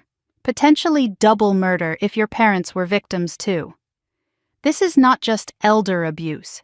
This is a major criminal case. I know. But to prosecute, we need irrefutable evidence. What you have now is a start. But we need more. That is why I am here. I need to know my legal options, how to collect evidence properly, what I can and cannot do. Linda nodded approvingly. Smart. Too many people act on emotion and destroy their own cases. Let me explain your situation. She walked me through Texas law. Recording conversations was legal as long as one party consented. Since I would be part of any conversation with Rachel and Daniel, I could record them without their knowledge. Those recordings would be admissible in court. She outlined a strategy. Keep collecting physical evidence, tea packets, receipts, documents. Get the blood test results officially notarized and stored with a third party. When Rachel and Daniel returned, act normal, act weakened. Let them think their plan was working. Create situations where they might confess or reveal their plans, Linda said. But do not push too hard. Do not ask leading questions that could be seen as entrapment. Let them talk. Let them incriminate themselves. What about my nephew? If his parents go to prison, you can petition for emergency guardianship. Given the circumstances, especially if the boy testifies, it would be a strong case. But let us focus on survival first. Guardianship comes after. She recommended recording equipment, small, discreet devices, a pen recorder, a button camera. She gave me the name of a shop that specialized in such things. I will handle it, I said. Before I could stand, Linda held up her hand. One more thing, Mrs. Sullivan. I took the liberty of running a preliminary background check on your brother-in-law. I hope you do not mind. I raised an eyebrow. What did you find? She opened a folder on her desk. Daniel Morrison, real estate agent. Looks successful on paper. But beneath the surface, he is drowning. She ran down the numbers. Credit card debt of $47,000. Personal loans totaling $65,000. And the most damaging part. Gambling debts to private creditors. Approximately $180,000. $180,000. I stared at her. That is why he needs me dead. Not for love. For money. Linda nodded. The people Daniel owes do not accept late payments. He is desperate, and desperate people do desperate things. I did the math in my head. My house was worth around $450,000. My savings and military retirement totaled roughly $300,000. Together, my estate was worth about $750,000. More than enough to pay Daniel's debts and leave plenty left over. I was not just a target of opportunity, I said slowly. I was their lottery ticket. Linda closed the folder and looked at me with something like respect. Mrs. Sullivan, I want to be very clear about something. Daniel Morrison is $180,000 in debt to people who do not accept late payments. Your sister may hate you for personal reasons, but Daniel needs you dead for financial survival. She leaned forward, her voice dropping. They are not just after your house. They need your entire estate to cover his gambling debts. A pause. You are worth more to them dead than alive. Do you understand what that means? I understood. It meant they would not stop. It meant half measures would not work. It meant this was not just about justice or revenge. It meant this was survival, pure and simple. "It means they will not stop," I said quietly. "Not until one of us is in the ground." Linda nodded. "Then we need to make sure it is not you." I stood and shook her hand. "Thank you for your honesty." She held my grip for a moment. "Thank me when you are still breathing next week." I walked out of her office with Evan's hand in mine. The sun was setting over Austin, painting the sky in shades of gold and crimson. Day 2 was ending. 2 days remained before Rachel and Daniel returned. 2 days to prepare for a battle where the stakes were everything. My life, Evan's future, justice for my parents, all of it hanging in the balance. And somewhere out on the Caribbean, my sister was probably sipping champagne, believing her plan was working perfectly. She had no idea what was waiting for her at home. Saturday morning arrived with pale autumn sunlight and the weight of everything I now knew pressing down on my shoulders. 2 days had passed since Evan broke his silence. 2 days of revelations that had shattered my understanding of family, trust, and the sister I thought I knew. 1 day remained before Rachel and Daniel returned from their cruise. I stood at the kitchen counter making breakfast. Pancakes for Evan, coffee for myself. The tea box still sat where Rachel had left it, untouched, a silent reminder of her intentions. I had thought about throwing it away, but Linda Chen advised keeping it. Evidence. Everything was evidence now. Evan sat at the table watching me cook. He had talked almost non-stop since Thursday, making up for 8 years of enforced silence. This morning he was telling me about a book on marine biology he had read at the library last year. "Did you know octopuses have 3 hearts? And blue blood? And they can fit through any opening larger than their beak?" I did not know any of those things, but I loved hearing him talk. Every word was a small victory over the parents who had tried to steal his voice. The recording equipment I had purchased yesterday sat in my bedroom, hidden in a drawer. A pen recorder that looked completely ordinary. A button camera that could be sewn into clothing. A backup audio device small enough to hide behind a picture frame. Redundancy. In combat, always have a backup for your backup. Torres had not called yet. He was supposed to have preliminary findings by now. Every hour that passed without news made my stomach tighter. The doorbell rang. Evan went silent mid-sentence. His eyes met mine across the kitchen. We were not expecting anyone. I moved toward the door, my hand instinctively reaching toward the knife block before I stopped myself. Old habits. This was Austin, Texas, not Fallujah. Probably just a delivery driver or a neighbor. I checked the peephole. An elderly woman stood on my porch, white hair pinned up neatly, wearing a floral dress despite the October chill. She held a casserole dish covered in aluminum foil. Recognition flooded through me. Eleanor Patterson. She lived 3 houses down, had been on Pecan Grove Lane for more than 40 years. More importantly, she had been my mother's closest friend. I opened the door. "Megan, dear, I hope I am not intruding." Her voice was warm, slightly wavering with age, but her blue eyes were sharp as ever. "I made my famous tuna casserole. Thought you might need some comfort food. Mrs. Patterson, please come in." She stepped inside, her eyes doing a quick sweep of the living room. The same observant gaze I remembered from childhood. My mother always said Eleanor noticed everything. "I saw your sister's car here Thursday morning," she said, setting the casserole on the kitchen counter. "Then I noticed it was gone. And I thought I should check on you." She turned to face me, and her expression shifted. Became more serious. "You look tired, dear. Thinner than last time I saw you. Are you feeling all right? You seem different." I hesitated. How much should I tell her? Could I trust her? But then I remembered something. My mother's letter. The one hidden in the DNA envelope. She had written about being afraid. About Rachel changing. About needing someone to look after me and Evan. My mother had trusted Eleanor Patterson with her secrets. Maybe I could too. Before I could respond, Evan appeared in the kitchen doorway. He had followed me from the table, his marine biology book still in his hand. Mrs. Patterson's face softened when she saw him. "And who is this handsome young man?" "This is Evan, my nephew, Rachel's son." Something flickered across Mrs. Patterson's face, a brief shadow that passed as quickly as it appeared. But I caught it. Ah, Rachel's boy. She said the name like it left a bitter taste in her mouth. I made a decision. "Mrs. Patterson, would you like some coffee? I think we should talk." We settled in the living room. Evan retreated upstairs at my suggestion, though I knew he would probably be listening from the top of the stairs. I could not blame him. After 8 years of silence, eavesdropping was second nature.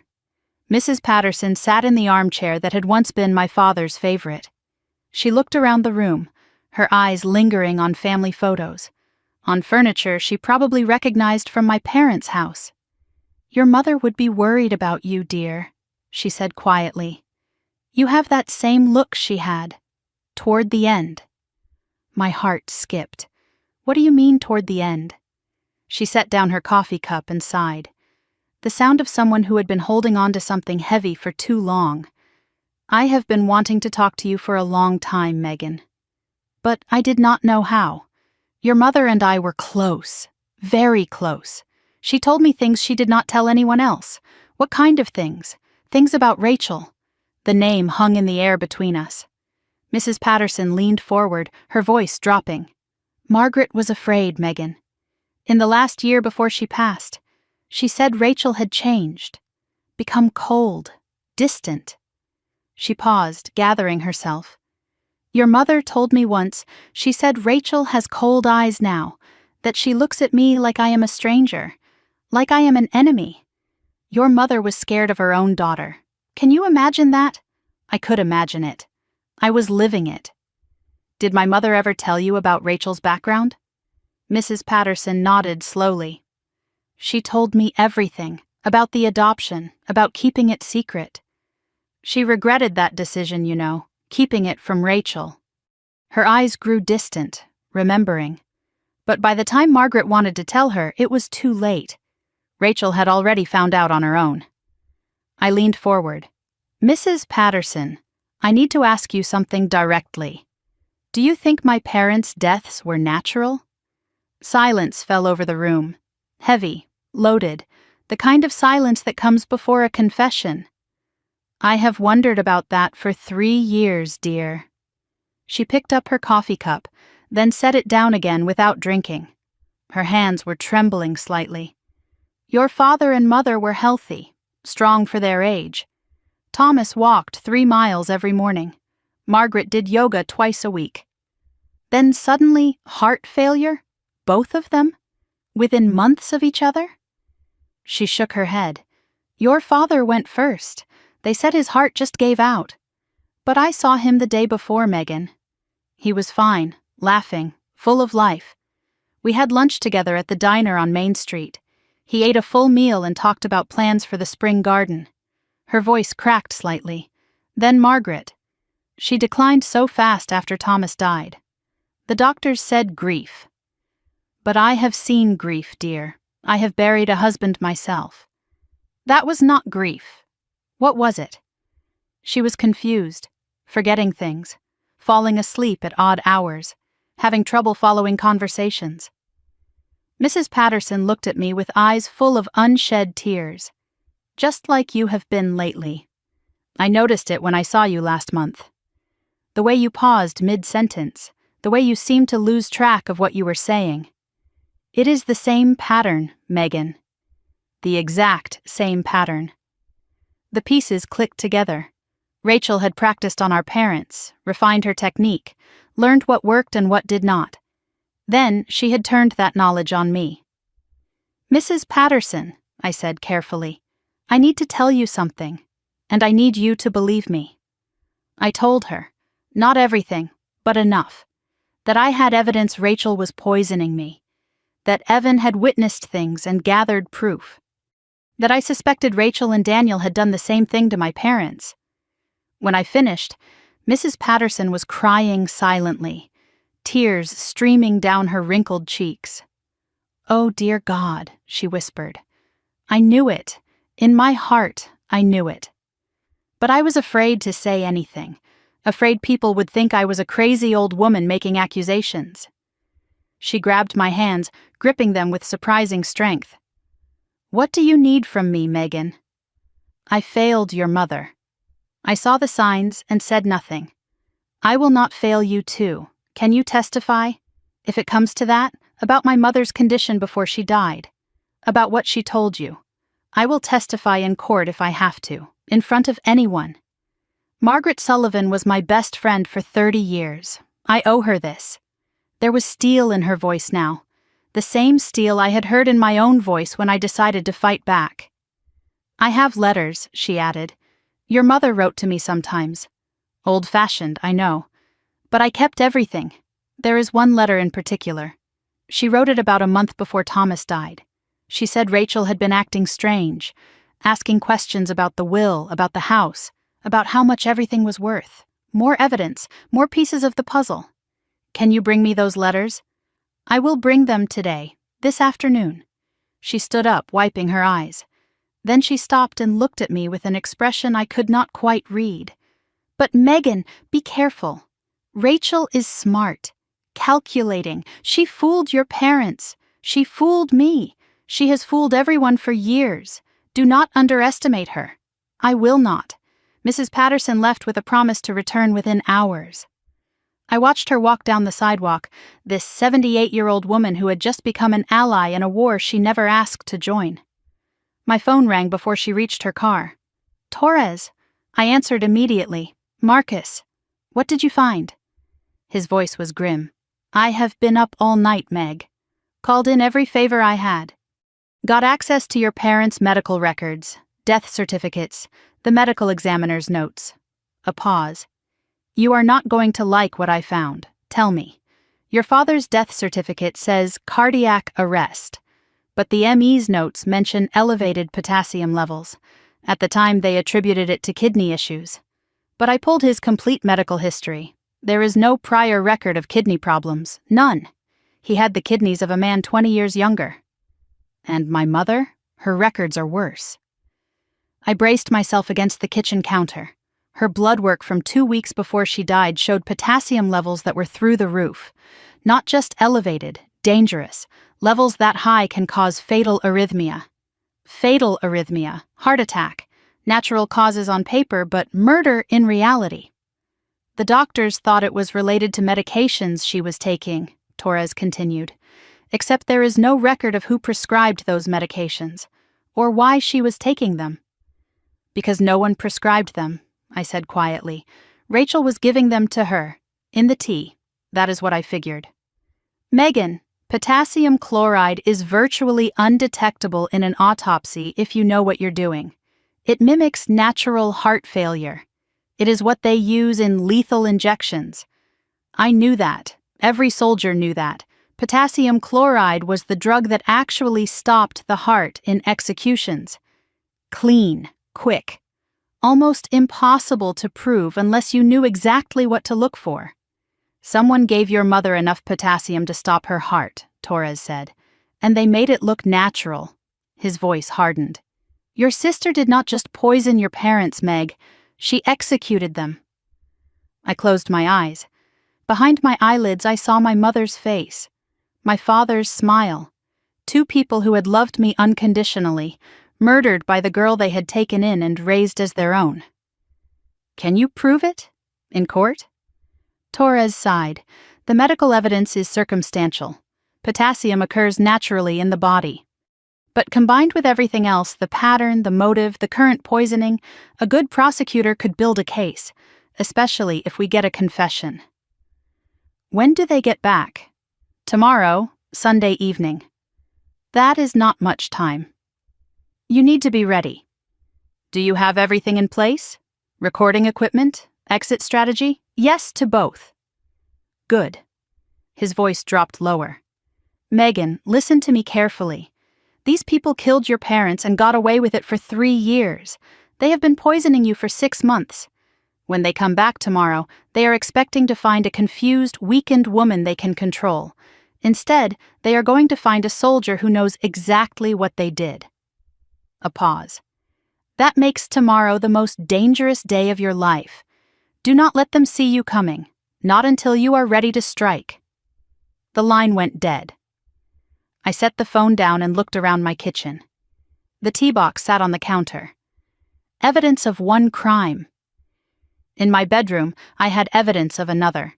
In Mrs. Patterson's house, letters that proved my mother had been afraid. Tomorrow. Rachel and Daniel would walk through my door tomorrow, expecting their victim. They would find their executioner instead. Evan appeared in the doorway. He had heard everything, of course. His face was pale but determined. "Tomorrow," he said quietly. "Tomorrow," I confirmed. "We end this." He nodded once. A soldier acknowledging orders. Outside, the sun was setting on day 3. One more night. Then the battle would begin. And this time, I would not be the one who lost. Sunday morning arrived with deceptive calm. The October sun rose over Austin like any other day, golden light spilling through my bedroom curtains, birds singing in the oak tree outside. But this was not any other day. This was the day before Rachel and Daniel returned. The day before everything changed. I had not slept well. Torres's words kept echoing through the darkness. "Your sister executed them." Every time I closed my eyes, I saw my parents' faces. My mother's gentle smile, my father's proud eyes at my army graduation. 2 people who had loved me unconditionally, murdered by the girl they had raised as their own. But I pushed the grief aside. There would be time for mourning later. For now, I needed to focus. One more day to prepare, one more day before the enemy returned. I got out of bed and went through my checklist. Recording equipment tested and ready, pen recorder with fresh batteries, small enough to slip into any pocket, button camera sewn into my gray cardigan, indistinguishable from the other buttons, backup audio device already hidden in the living room, tucked behind a family photo on the bookshelf, Linda Chen on standby with legal documents, Torres monitoring from Houston, ready to coordinate with Austin PD when the time came. Evan was already awake when I checked his room. He sat on the edge of his bed, dressed and alert, looking like a soldier awaiting deployment, which in a way he was. "Big day tomorrow," I said. "We should go over the plan one more time." He nodded. "When they come back, I go silent again. Like before. Until you give me the signal." "Exactly. Can you do that? Can you pretend for one more day?" His blue eyes met mine with a steadiness that belonged to someone much older. "I have been pretending for 8 years, Aunt Megan. One more day will not break me." I believed him. This boy had more discipline than half my unit in Iraq. We spent the morning reviewing details. What to say, what not to say, how to act weak without overplaying it, how to watch without being caught watching. Evan absorbed every instruction like the trained operative he had unknowingly become. By noon, I allowed myself to relax slightly. We had time. Rachel and Daniel were not due back until tomorrow evening. Their cruise ship would not dock until morning, and the drive from Galveston to Austin took at least 4 hours. We had the rest of today and most of tomorrow to finalize preparations. That was my mistake, assuming the enemy would follow their schedule. The sound of tires on gravel shattered my false calm at 2 in the afternoon. I was in my bedroom, reviewing the evidence folder one last time when I heard it. The distinctive crunch of a vehicle pulling into my driveway. I froze, then moved to the window. A black SUV sat in front of my house. Rachel's car. My stomach dropped through the floor. They were back, nearly 24 hours early, no warning, no phone call. They had simply appeared, and I was nowhere near ready. For 3 seconds, panic seized me. All my careful planning, all my preparation, suddenly useless. The confrontation I had been building toward was here, now, before I had everything in place. Then training took over, adapt and overcome. The battle had started whether I was ready or not. I moved fast, shoved the evidence folder under my mattress, checked my cardigan pocket for the recorder, pressed the button to start it running. The button camera was already in place from this morning's test run. I ran to Evan's room. He was already at his window, having heard the car. "They are here," I whispered urgently. Early, get ready. His face went pale, but he did not hesitate. In the span of a heartbeat, the alert, talkative boy I had come to know vanished. In his place stood the Evan I had seen for 8 years. Blank expression, empty eyes, a child who saw nothing, heard nothing, understood nothing. Good soldier, I said. Then I hurried back to my room to transform myself. I looked in the mirror. I needed to appear weak, confused, declining. The woman Rachel expected to find after 3 days of double-dose tea. I mussed my hair slightly, let my shoulders slump, practiced a vacant, slightly confused expression, blinked slowly as if having trouble focusing. The hardest part was the eyes. Eyes reveal everything. I had to make mine look dull, foggy. Like the lights were on but nobody was home. The doorbell rang. I shuffled toward the front door, moving slower than necessary. Every step was a performance, every gesture calculated to sell the illusion of deterioration. I opened the door. Rachel stood on my porch, designer sunglasses pushed up on her head, a smile stretching across her face. Behind her, Daniel unloaded luggage from the SUV. They both looked tanned and relaxed, like people returning from a pleasant vacation, not people in the middle of committing murder. "Megan, we are back early." "Surprise!" Her voice was too bright, too cheerful. Her eyes were scanning me, assessing, looking for signs that her poison had worked. I let confusion show on my face. "Rachel, you are back? But I thought—" I let the sentence trail off, as if I had forgotten what I was saying. A common symptom of the drugs she had been feeding me. Rachel's smile widened. "The ship docked early. We decided to come straight home instead of spending another night in Galveston." She stepped forward and hugged me, brief and performative. Her body was tense against mine, coiled with anticipation. "How are you feeling, sis?" "You look tired." I let my voice waver. "Oh, just, have not been sleeping well." I slurred the words slightly, blinked as if the afternoon light was too bright. Rachel pulled back and studied my face. Whatever she saw satisfied her. Her smile became genuine for the first time, the smile of a predator who sees weakness in prey. They came inside. Rachel's eyes swept the room immediately, cataloging everything.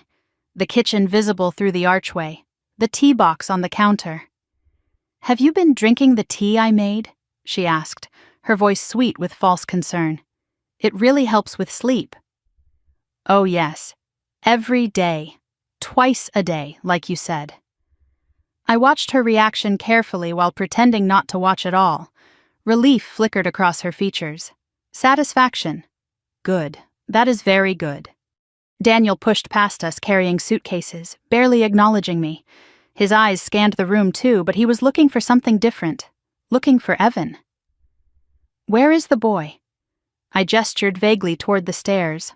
Upstairs. In his room. "He has been quiet." Daniel's jaw tightened. "Good. He knows how to behave." Something in his tone made my skin crawl. A threat wrapped in casual words.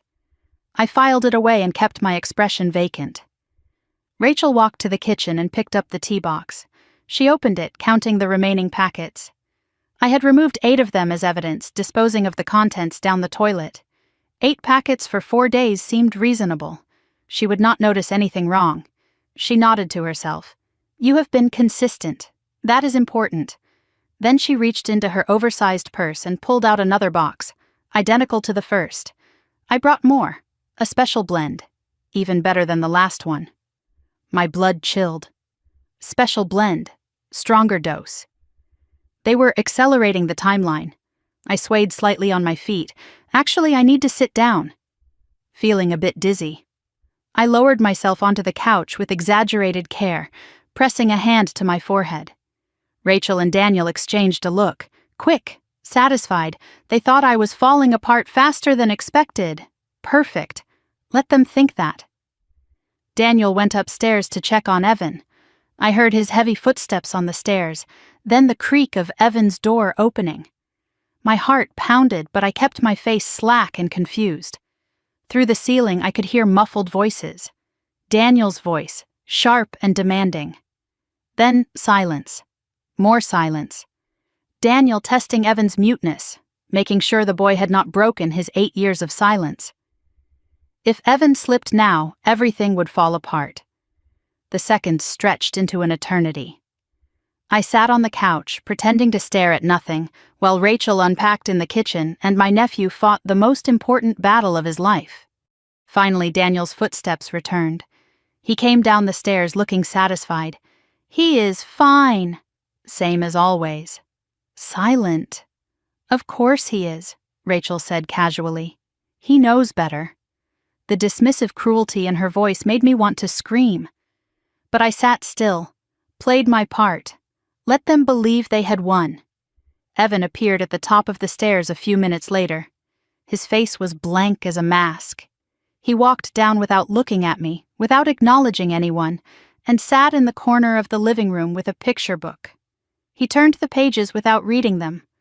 The performance of a mute child, executed flawlessly. He was better at this than any spy I had ever worked with. The rest of the afternoon crawled by. Rachel and Daniel unpacked, made phone calls, talked about their cruise as if nothing was wrong. I sat on the couch and pretended to drift in and out of awareness. Occasionally I would ask a question that had already been answered, or lose track of what someone was saying mid-sentence. Each slip earned me a satisfied glance from Rachel. Evening came. Rachel made dinner while Daniel watched television. Normal family activities, the mask of normalcy covering the rot underneath. I excused myself early, claiming exhaustion. "Headache," I mumbled. "Need to lie down." Rachel's eyes followed me to the bedroom door. "Of course, sis. Get some rest. I will bring you some tea later." I closed the door and positioned myself near the air vent. Old houses have thin walls and shared ductwork. Sound travels. I pressed my ear close and waited. An hour passed. Then 2.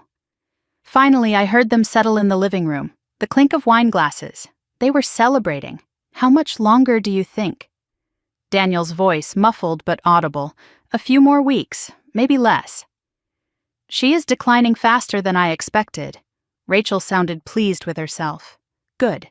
The nursing home is getting impatient. They want the deposit. They will get their deposit. And we will get everything else." My recorder was running in my pocket, capturing every word. "I already have the paperwork," Rachel continued. "Power of attorney application, medical assessment forms. Dr. Morrison owes me a favor. He will sign whatever I need. By next month, Megan will be declared mentally incompetent. We will have control of everything." And then? Rachel's voice went cold. Flat. The voice of a killer. "Then we wait. These things happen naturally in nursing homes. Medication errors, falls, neglect. No one investigates when an old, confused woman dies in care."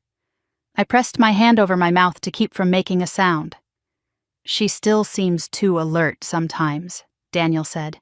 "Today, when we came in, she looked at me almost like she knew. I noticed. We need to increase the dose. I brought the stronger blend. Start tomorrow. By the end of the week, she will not remember her own name." Silence for a moment. Then Daniel, anxious. "Rachel, I need this done soon. The people I owe, they are not patient. I know. You have told me 100 times. This is happening as fast as it can without raising suspicion. 3 years we waited after your parents. We can wait a few more weeks for her. 3 years we waited after your parents. Confession, plain and clear." My recorder captured it all. I stayed at the vent until they went to bed. Then I lay in the darkness, listening to the house settle, processing everything I had heard. Power of attorney, nursing home, increased dose, murder confession about my parents. They had handed me the case on a silver platter. Around midnight, my door creaked open. I kept my eyes mostly closed, watching through my lashes. A figure approached my bed. Rachel, carrying a steaming cup. She set it on my nightstand and leaned close. "Megan? Are you awake?" I stirred, pretending grogginess. Rachel, I made you some tea, sis, fresh. The new blend. You should drink it all before bed. It will help you sleep." Her voice was soft, sweet, terrifying in its gentleness. "Oh, thank you. So thoughtful." I reached for the cup with a trembling hand, brought it to my lips. The liquid touched my mouth, but I did not swallow, just wet my lips. Good. All of it, Megan. Every drop. Our eyes met in the darkness. For 1 second, masks slipped. Rachel's eyes were cold as ice, calculating, impatient. The eyes of someone who had killed before and was eager to kill again. I had to hide the rage, the knowledge, the readiness. Drink it all. I will check in the morning. She left without another word. The door clicked shut behind her. I waited 60 seconds, then another 60. When I was certain she was gone, I moved. I carried the cup to the bathroom and poured it down the sink, watched the poison swirl away. Then I rinsed the cup but did not wash it, residue for evidence. But as I stood there in the darkness, a realization hit me. Drink it all. I will check in the morning. Rachel would know tomorrow that I had not drunk the tea. An empty cup would tell her the wrong story. She would know something was wrong. The timeline had just accelerated. No more waiting, no more careful preparation. Tomorrow night. I had to spring the trap tomorrow night. I looked at myself in the bathroom mirror, dark circles under my eyes from sleepless nights. But the eyes themselves were sharp, clear, ready. I had spent 3 days gathering weapons, evidence, allies, legal protection. Tomorrow I would use them. Rachel wanted to serve me poison for breakfast. Instead, I was going to serve her justice for dinner. Dawn came slowly on Monday morning, gray light seeping through the curtains like a reluctant witness to what was about to unfold. I lay perfectly still in my bed, listening to the sounds of the house waking up. Rachel's footsteps in the hallway, the bathroom door opening and closing, water running through pipes. The empty teacup sat on my nightstand where I had placed it after rinsing out the poison. To Rachel, it would look like I had drunk every drop, but the residue I had preserved in a plastic bag told a different story. Evidence, one more piece of the puzzle. I heard her footsteps approach my door. Pause. The handle turned slowly. I closed my eyes and forced my breathing into the deep, steady rhythm of sleep. Heavy sleep. Drugged sleep. The kind of sleep Rachel expected from someone who had consumed a double dose of sedatives. The door opened with a soft creak. I felt her presence in the room, standing over my bed, watching, assessing. I kept my body limp, my face slack, my breathing unchanged. She moved to the nightstand. I heard the soft clink of the cup being lifted. A moment of silence as she checked it. Then a satisfied exhale, almost a laugh. The cup returned to the nightstand. Footsteps retreated. The door closed. She thought her poison was working. She had no idea it was sitting in a plastic bag in my dresser drawer, waiting to be tested. I waited 10 full minutes before moving. Then I slipped out of bed and went through my mental checklist. Today was the day. No more preparation, no more waiting. Tonight the trap would spring shut. But first, I needed to coordinate with my allies, and I needed privacy to do it. I found my opportunity mid-morning. Rachel announced she and Daniel were going grocery shopping, normal errands, the mask of normalcy they wore so well.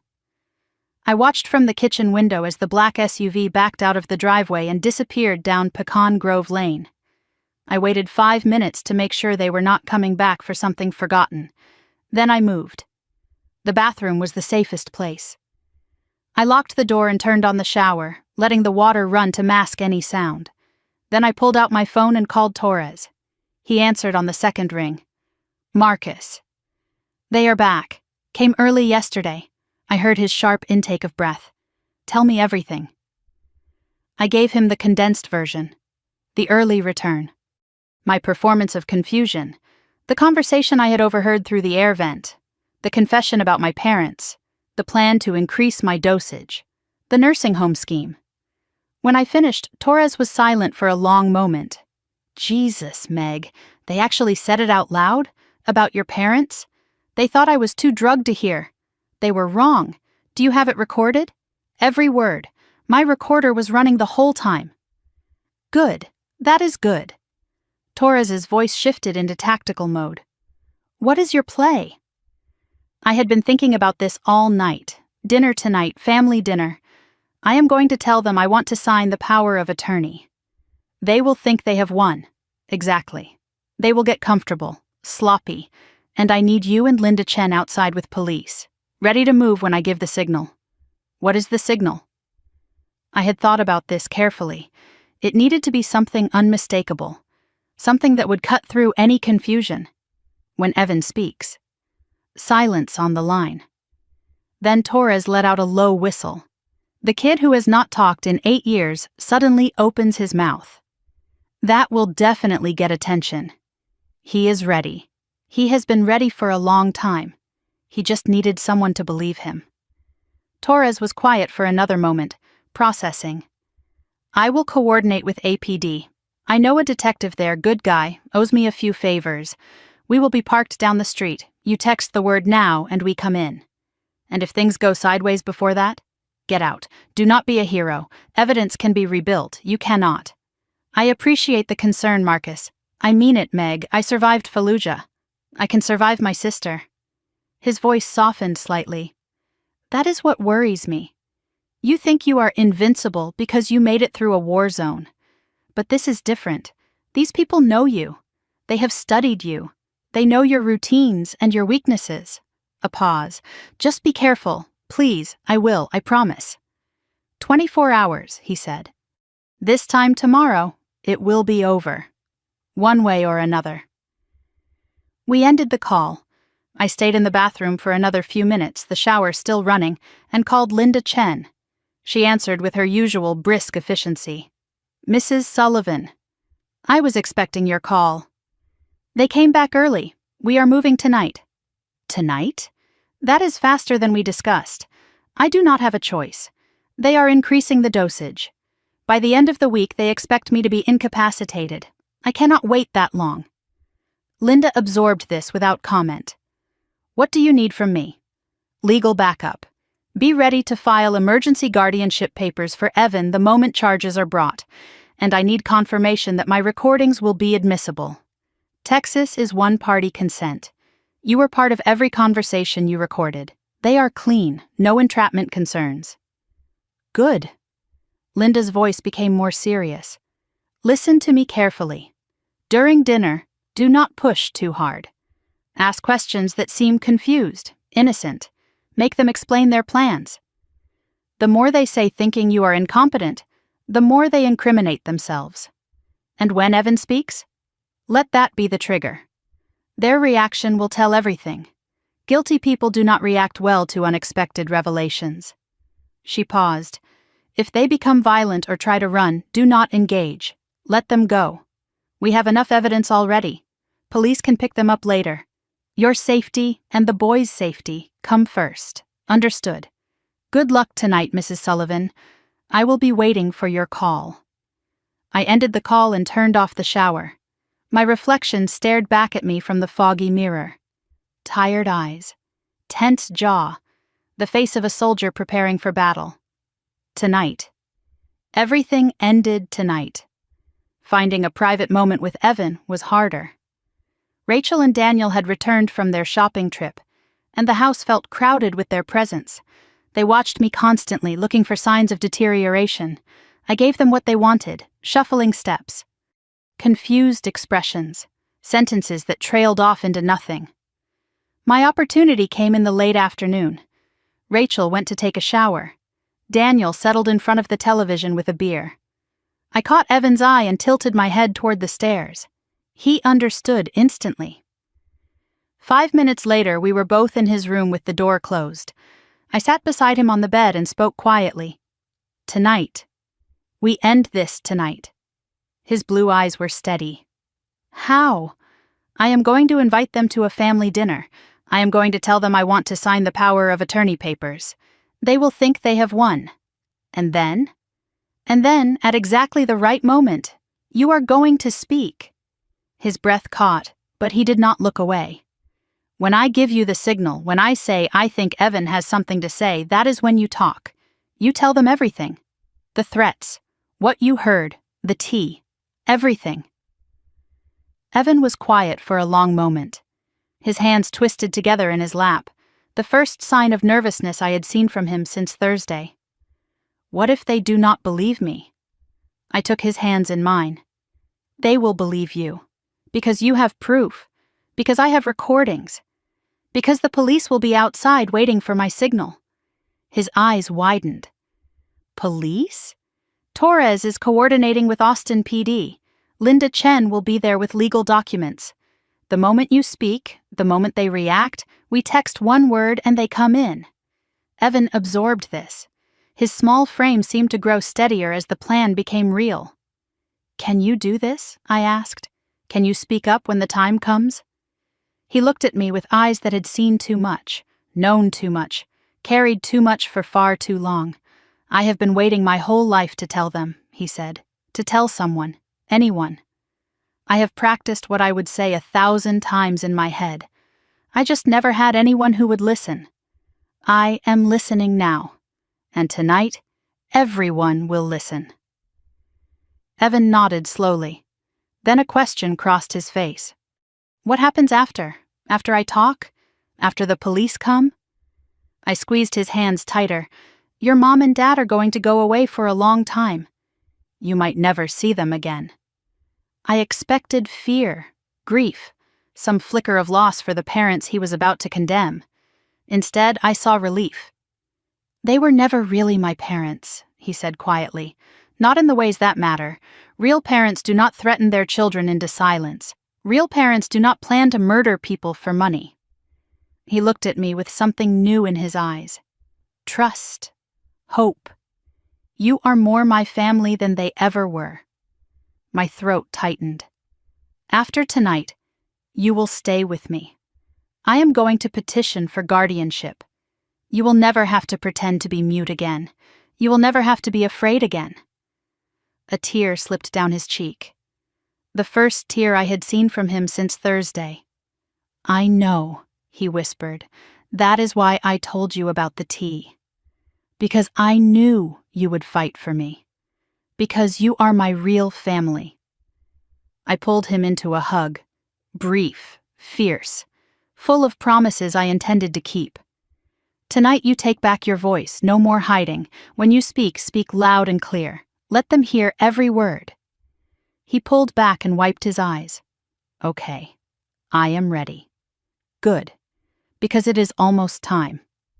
I left his room and went downstairs to set the final piece in motion. Rachel was in the kitchen, scrolling through her phone. Daniel was still watching television, empty beer bottle beside him, normal evening activities.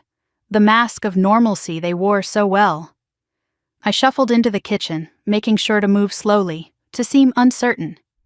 Rachel, I said, letting my voice waver, can I talk to you about something?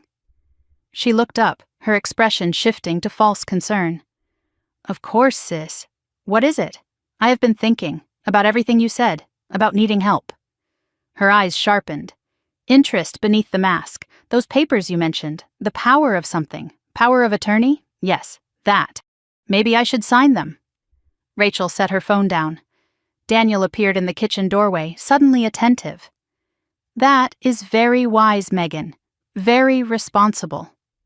Rachel's voice dripped with sweetness. We only want what is best for you. Daniel stepped forward. We could do that tonight. I have the papers right here. Tonight? I let confusion show on my face. But should we not celebrate first? A family dinner, like old times. Rachel and Daniel exchanged a glance, triumph barely concealed. That is a lovely idea, Rachel said. A family dinner. We will cook together, just like when we were kids, and Evan should join us. I forced a smile. He has been so quiet. I would like him at the table. Daniel stiffened slightly, but Rachel nodded. Of course. Family dinner. Everyone together. Tonight at 7, I said. Tonight at 7. The trap was set. I spent the next hour in my room checking equipment one final time. Recorder with fresh batteries, button camera in position, backup device hidden in the dining room, tucked behind a family photo where no one would notice. At 6:30, I texted Torres. Dinner at 7. Signal will be, I think Evan has something to say. When you hear commotion or if you do not hear from me by 8, Come in." His reply came seconds later, parked 2 houses down, Linda with me, APD detective standing by. "We have got you, Meg. You are not alone." I put the phone away and looked in the mirror one last time. Dark circles under my eyes. Hair slightly disheveled, the appearance of a woman in decline. But behind the mask, something else, something sharp, something ready. The eyes were the hardest to disguise. I had to keep them dull, unfocused, when everything inside me was screaming to fight. Not yet, soon, but not yet. At 6:55, I knocked on Evan's door. He opened immediately, dressed, alert, ready. "It is time, buddy." He straightened his small shoulders, took a deep breath. "Are you ready, soldier?" He looked up at me with those ancient blue eyes, eyes that had seen too much, survived too much, hidden too much. "I have been ready for 8 years, Aunt Megan." A pause. "Let us finish this." We walked together toward the stairs. Below us, Rachel and Daniel were setting the table. The clink of plates, the murmur of conversation, the smell of dinner cooking. A family dinner. The last family dinner this family would ever have. We descended the stairs side by side, walking into battle, walking toward justice, walking toward the end of everything Rachel thought she had built. The dining room looked almost beautiful in the candlelight.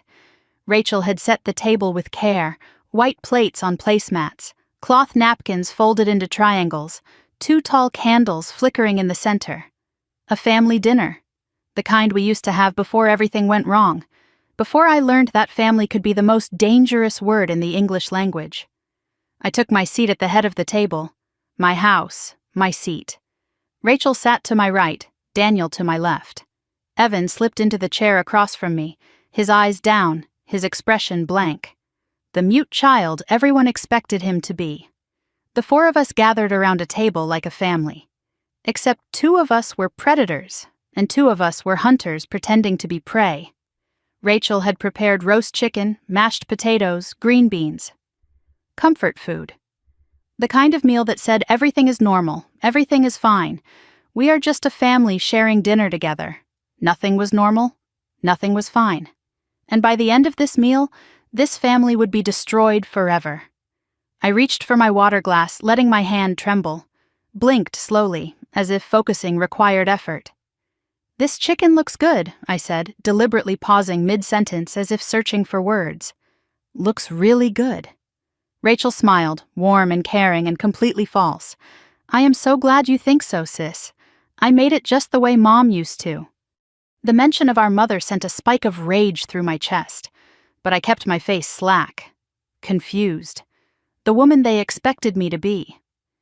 Daniel barely touched his food, his knee bounced under the table, impatient.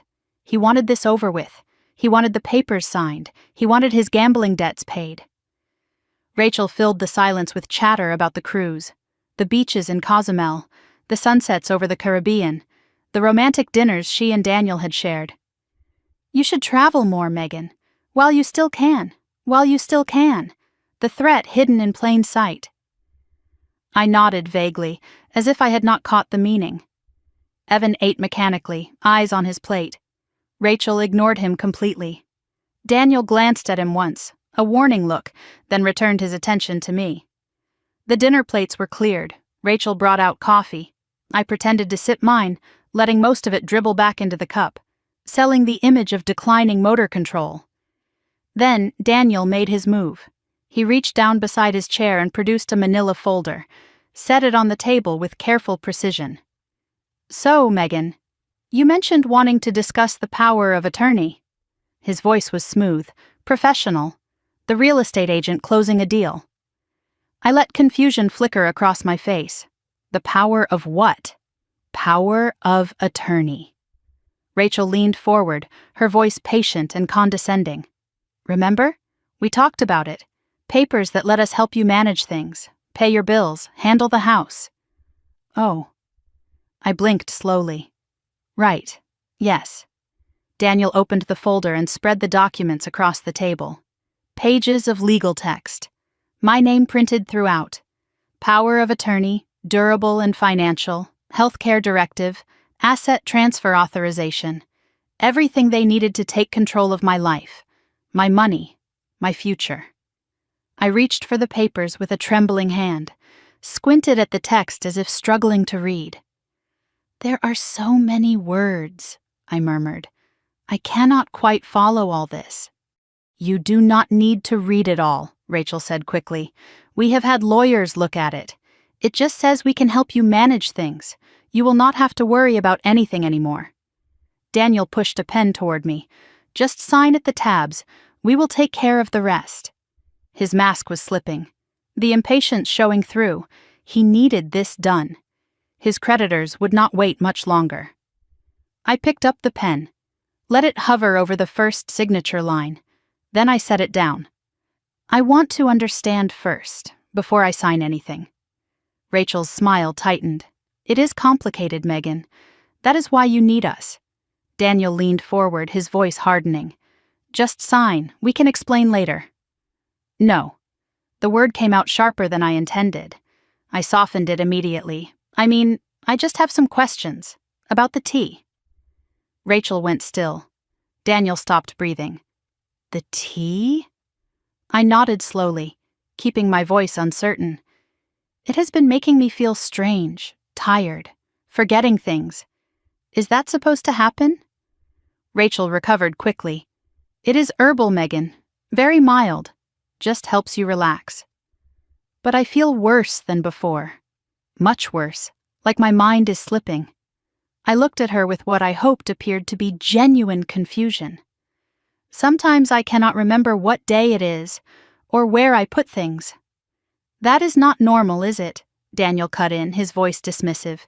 "You are getting older, Megan. It happens. That is why you need us. To help you." But the doctor said something. Both of them froze. "What doctor?" Rachel's voice was carefully controlled. "When did you see a doctor?" I let my forehead wrinkle as if trying to remember. "I do not know. Was it Friday? He said there were drugs in my blood. Said the levels were dangerous." Silence crashed over the table, heavy, loaded. Rachel and Daniel stared at each other, the first real crack appearing in their confidence. "You must be mistaken," Rachel said finally. "You have been so confused lately. Maybe you dreamed it. Maybe." I let doubt creep into my voice, but it seemed so real. "Let us focus on the paperwork." Rachel's tone was brittle now. "Then we can discuss doctors."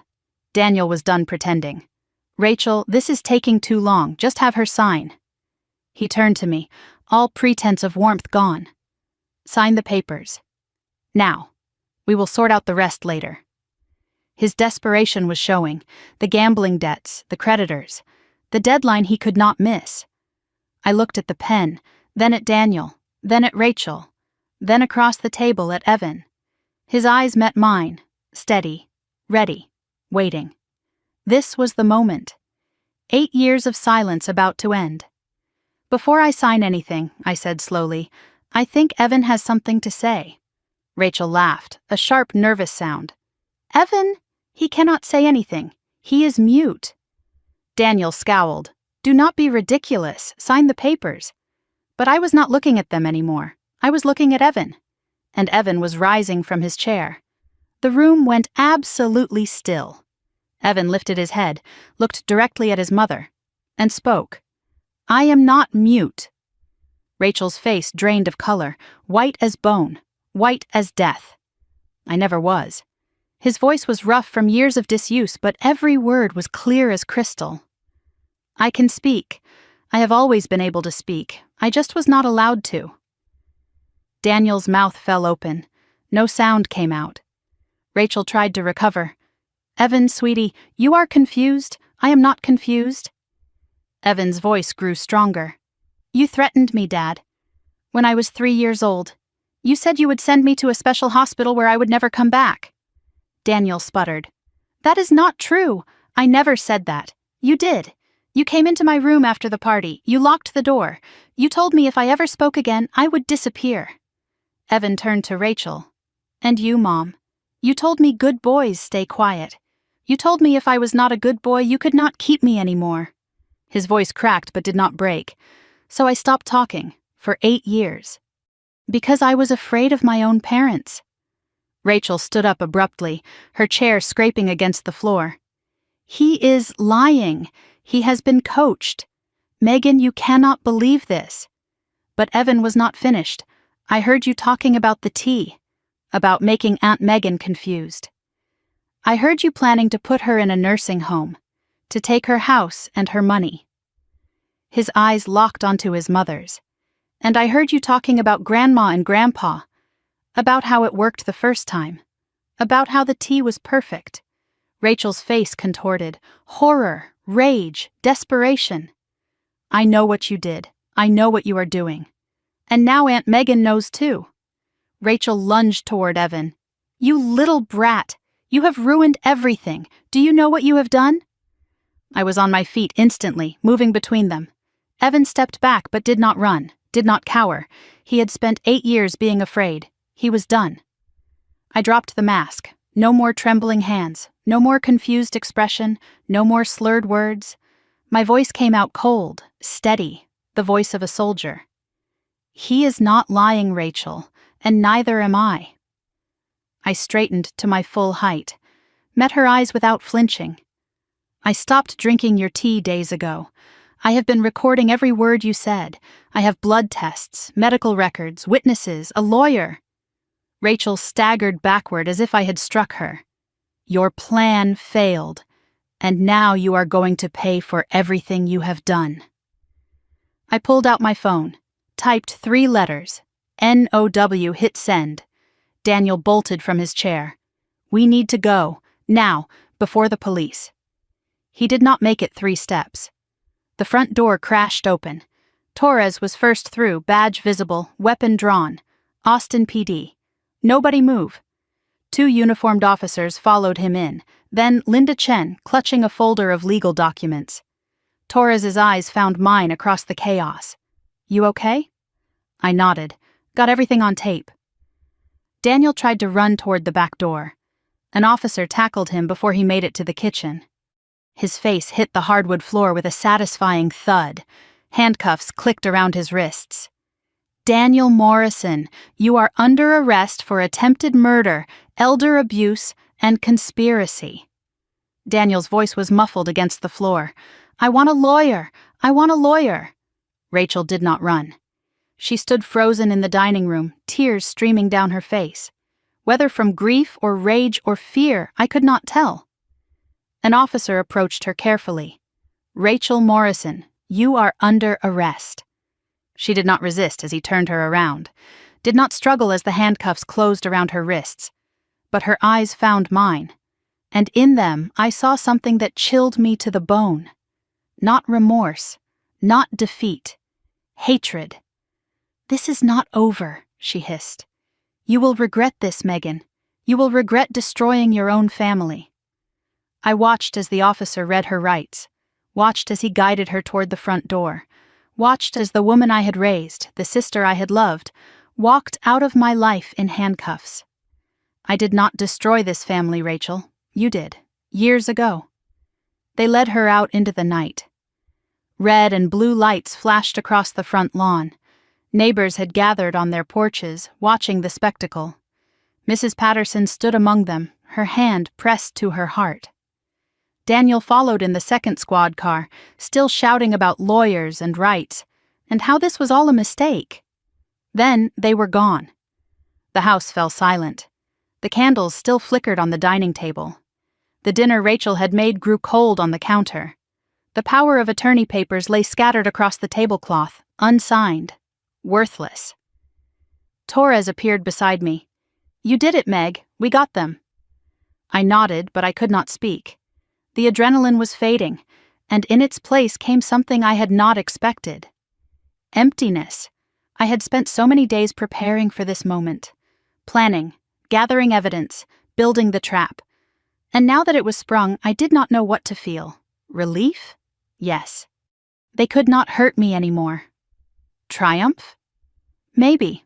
Justice had been served. But also grief. For the sister I thought I had. For the family that had been a lie, for 35 years of love that turned out to be one-sided. A small hand slipped into mine. Evan stood beside me, looking up at my face. His eyes were wet, but his expression was calm, peaceful even. Is it really over? I looked down at this boy. This brave, impossible boy who had saved my life. The hard part is over. They cannot hurt us anymore, but there is still the trial, the testimony. It will not be easy. Evan nodded slowly. I know, but I can talk now. I can tell the truth. I am not afraid anymore.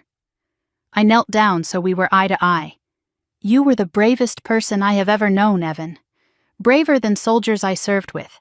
Braver than anyone I have met in 45 years of living. His eyes filled with tears. But these were not tears of fear or pain. From now on, you never have to hide again. You never have to be silent again. This is your home now, and I will protect you, always. Evan threw his arms around me. I held him tight. This child who had been through so much, who had carried burdens no one should ever have to carry, who had found his voice at exactly the right moment. I know, Aunt Megan. That is why I told you about the tea. He pulled back and looked at me with those ancient blue eyes. Because I knew you would fight for me. Behind us, the dining room sat empty. The candles had burned down to stubs, the remnants of a family dinner that became a battlefield. But ahead of us, through the open front door, I could see the night sky, stars appearing one by one, the darkness retreating. We had won the battle. The war was not over yet. Trial, testimony, healing, all of it still to come. But for the first time in years, I was not facing it alone, and neither was Evan. 3 months had passed since the night everything changed. 91 days of depositions and evidence reviews and sleepless nights. 91 days of watching Evan learn to speak freely, to laugh out loud, to be a child instead of a ghost. 91 days of healing that felt like both an eternity and the blink of an eye. Now I stood outside the Travis County Courthouse in downtown Austin, February wind cutting through my coat, watching my breath form clouds in the cold morning air. The building loomed before us, all limestone and columns and the weight of justice waiting inside. Evan stood beside me in the suit Linda Chen had helped him pick out. Navy blue, white shirt, red tie. He looked older than 8. He looked like someone who had already lived several lifetimes. Are you ready? I asked. He nodded slowly. I have been ready for a long time. We climbed the courthouse steps together. The past 3 months had been a whirlwind.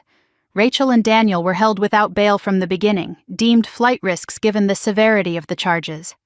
The preliminary hearings had been brutal, evidence presented in clinical detail, my blood test results, the recordings from my pocket and the hidden device, Evan's testimony given via video link so he would not have to face his parents directly. The media had latched onto the story with ferocious interest. Mute child breaks. 8 years of silence to save aunt from poisoning. The headlines ran for weeks. News vans camped outside my house until Torres convinced them to leave. Evan's face was blurred in every photo and video at my insistence. He had been through enough without becoming a public spectacle. The world wanted to make him a hero. I just wanted to keep him safe. Inside the courthouse, we passed through security and made our way to courtroom 4. The hallway was crowded with reporters, lawyers, curious spectators. Linda Chen met us at the door, her expression calm and professional. The judge is ready. They are bringing in the defendants now. I took a deep breath and pushed through the doors. The courtroom was packed, every seat in the gallery filled. I spotted Mrs. Patterson near the front, saving seats for us. Torres stood near the back, arms crossed, watching everything with the vigilance of a soldier on guard duty. My people, my army, small but loyal. We took our seats. I kept my eyes forward, but I could feel the weight of attention from across the room. The defense table, 2 figures in orange jumpsuits. I made myself look. Rachel sat with her shoulders hunched, her once perfect hair limp and unwashed. 3 months in county jail had stripped away all the polish. She looked smaller somehow, diminished. The confident woman who had handed me poisoned tea was gone, replaced by someone I barely recognized. Daniel sat beside her, haggard and unshaven. His eyes darted around the courtroom, never settling on anything for long. The charming real estate agent had vanished. In his place was a desperate man who had bet everything on a losing hand. Neither of them looked at me. Rachel stared at the table. Daniel stared at nothing. I had loved that woman once, sacrificed everything for her.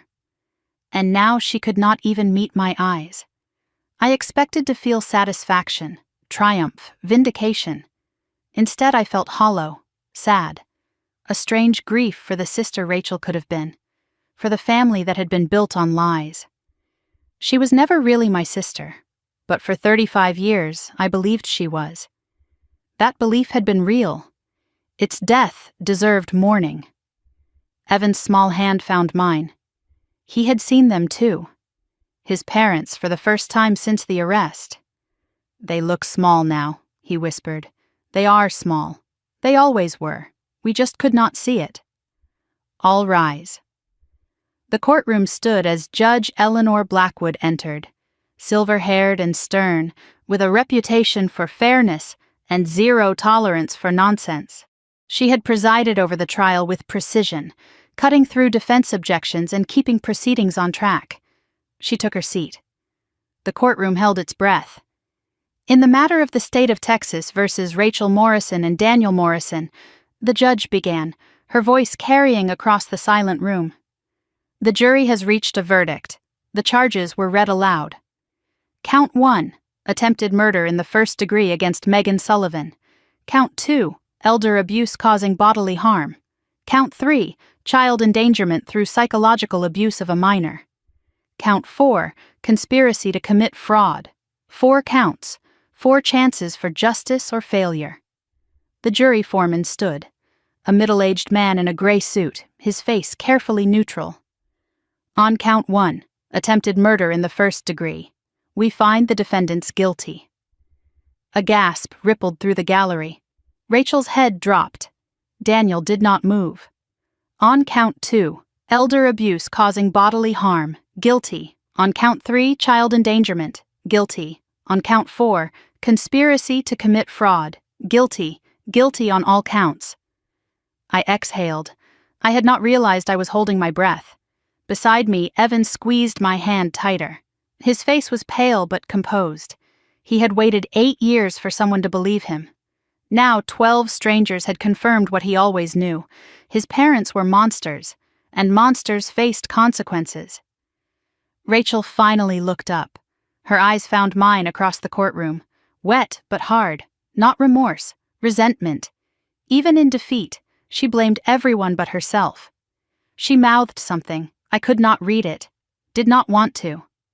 Daniel broke. Sobs shook his shoulders as he buried his face in his hands.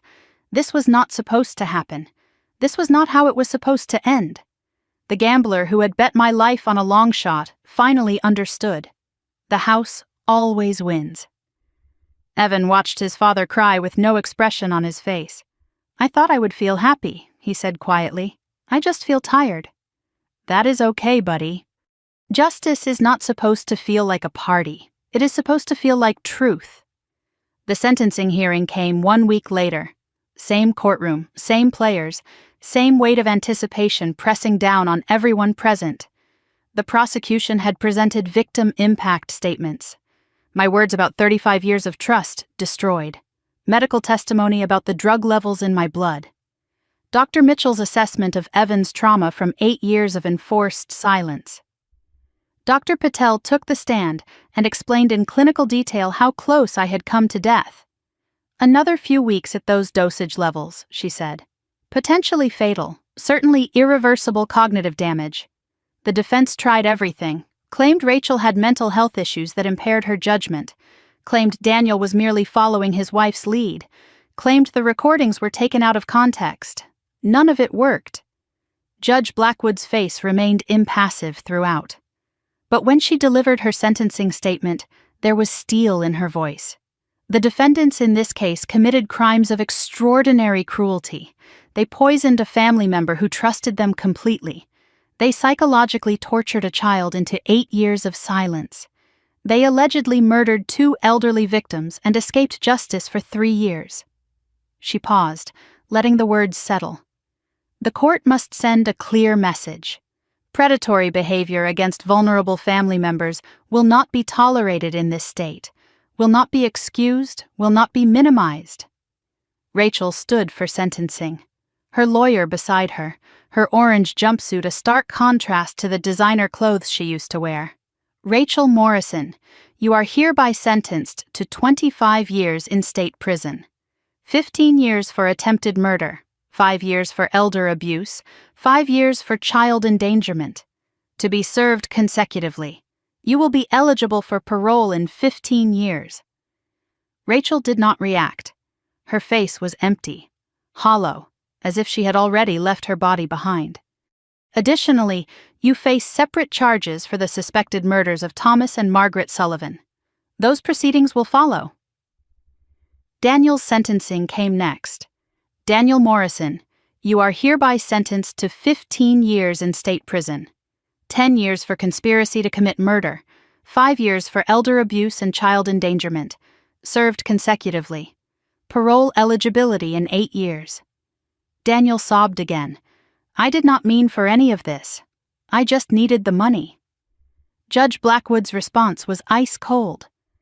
Your financial desperation does not excuse attempted murder, Mr. Morrison. Your debts do not justify poisoning an innocent woman or terrorizing a child. You will have 15 years to reflect on that distinction. The bailiffs moved forward, handcuffs secured. Time to go. Rachel was led out first. She passed the gallery where I sat, stopped for just a moment. The guards tensed. You took everything from me, she whispered. I met her eyes without flinching. No, you threw it all away yourself. She was pulled forward, through the side door. Gone. Daniel followed. He did not look up, just shuffled away, still crying, still broken. And just like that, 2 people who had controlled my life walked out of it forever. The guardianship hearing took place in a different courtroom. Family court, smaller, warmer, a judge who specialized in children's welfare. Just me, Evan, Linda Chen, and a court-appointed advocate for Evan. No reporters, no spectators. This was not about punishment, this was about beginning. Linda presented our case efficiently. Rachel incarcerated for 25 years minimum. Daniel surrendered parental rights as part of his plea agreement. No other living relatives willing or able to take custody. Megan Sullivan, she concluded. Stable income, suitable home, established relationship with the child extending back to his birth. The judge reviewed the paperwork. Then she looked at Evan. Young man, I would like to hear from you directly. Do you want to live with your aunt? Evan stood up straight. His voice was clear and strong. She is not my aunt by blood. But she is my family by choice. She fought for me when no one else would. She believed me when I told the truth. I want to live with her. I want to be a Sullivan. My eyes stung. I blinked hard to keep the tears from falling. The judge smiled, a rare expression in these proceedings. In all my years on this bench, I have rarely seen such a clear case. Megan Sullivan is hereby granted full legal guardianship of Evan Morrison. She made a note on the paperwork. Additionally, at the child's request and with the guardian's consent, I authorize the legal name change. Evan Morrison is now Evan Sullivan. Evan looked at me. A grin spread across his face. Real, full, the grin of a child who finally felt safe. I am Evan Sullivan now. Yes, you are. Welcome to the family, soldier. We walked out of the courthouse into the February afternoon, cold but bright. The sky a pale winter blue. Torres was waiting on the steps. Got news on your parents' case. I braced myself. Evan stood close beside me. DA is moving forward with murder charges. Both of them. Medical examiner officially reclassified both deaths as homicides. He pulled out his phone, scrolling through notes. Rachel's pharmacy records, the potassium purchases, combined with Evan's testimony about what he heard. It is enough for indictment. Grand jury convenes next month. They could each face another 25 to life. I nodded slowly. Not triumph, not satisfaction. Something deeper, something like peace. Mom and Dad would finally have justice, 3 years late. But justice nonetheless. They died thinking their daughters loved them, I said quietly. At least one of us did. Torres put a hand on my shoulder. You did it, Meg. You and this kid. Your parents would be proud. I wish they could have met the real Evan, the one who talks. They would have loved him. Torres nodded toward Evan. He is a Sullivan now. That is enough. Mrs. Patterson appeared at the bottom of the steps, waving. She had a car waiting to take us home. Home. The word meant something different now. Something better. Evan tugged my hand. Aunt Megan? What happens now? I looked down at him. This boy who had saved my life, who had endured 8 years of silence, who had found the courage to speak when it mattered most. Now we go home. We eat dinner. We watch a movie. We do homework. We do all the normal things we could not do before. Evan considered this. That sounds nice. Really nice. It will be, I promise. We descended the courthouse steps together. The winter sun was setting, painting the sky in shades of gold and pink. Behind us, the courthouse held the echoes of everything that had happened. The trials, the verdicts, the justice served. Ahead of us, a car waited to take us home. Mrs. Patterson smiled and waved again. I looked at Evan. He was humming softly, a song from the radio, something he could not do when he was pretending to be mute. Such a small thing, humming. But it represented everything: freedom, voice, life without fear. We climbed into the car. Mrs. Patterson fussed over Evan, asking if he was warm enough, if he was hungry, if he needed anything. He answered every question, chattering about the courtroom, the judge, the way Daniel had cried. 3 months ago, this boy had not spoken a word in 8 years. Now he would not stop talking, and I would never, ever take that for granted. 6 months had passed since the trial ended, 6 months of healing and rebuilding and learning what normal felt like. I stood on my back porch on an August morning, coffee in hand, watching the Texas sun rise over the oak trees. The heat was already building at 8 in the morning, promising another scorching summer day. But I did not mind. After everything that had happened, even the brutal Austin heat felt like a gift. The same porch where I had once stood in fear. The same backyard where my mother had grown roses. The same house that Rachel had tried to steal from me. But everything felt different now, lighter, cleaner, as if the ghosts of what happened here had finally faded away. Rachel's tea box was long gone, evidence locker first, then destroyed after the trial concluded. In its place on my kitchen counter sat a fruit bowl that Evan had picked out at the farmer's market. Bright red apples and yellow bananas. Colors of life instead of poison. New photos covered the walls now. Me and Evan at the Austin Zoo, standing in front of the elephant exhibit. Evan at his school play, dressed as a tree, grinning so wide his face might split. The two of us at Mrs. Patterson's 79th birthday party, frosting on our noses from a cake fight that got out of hand.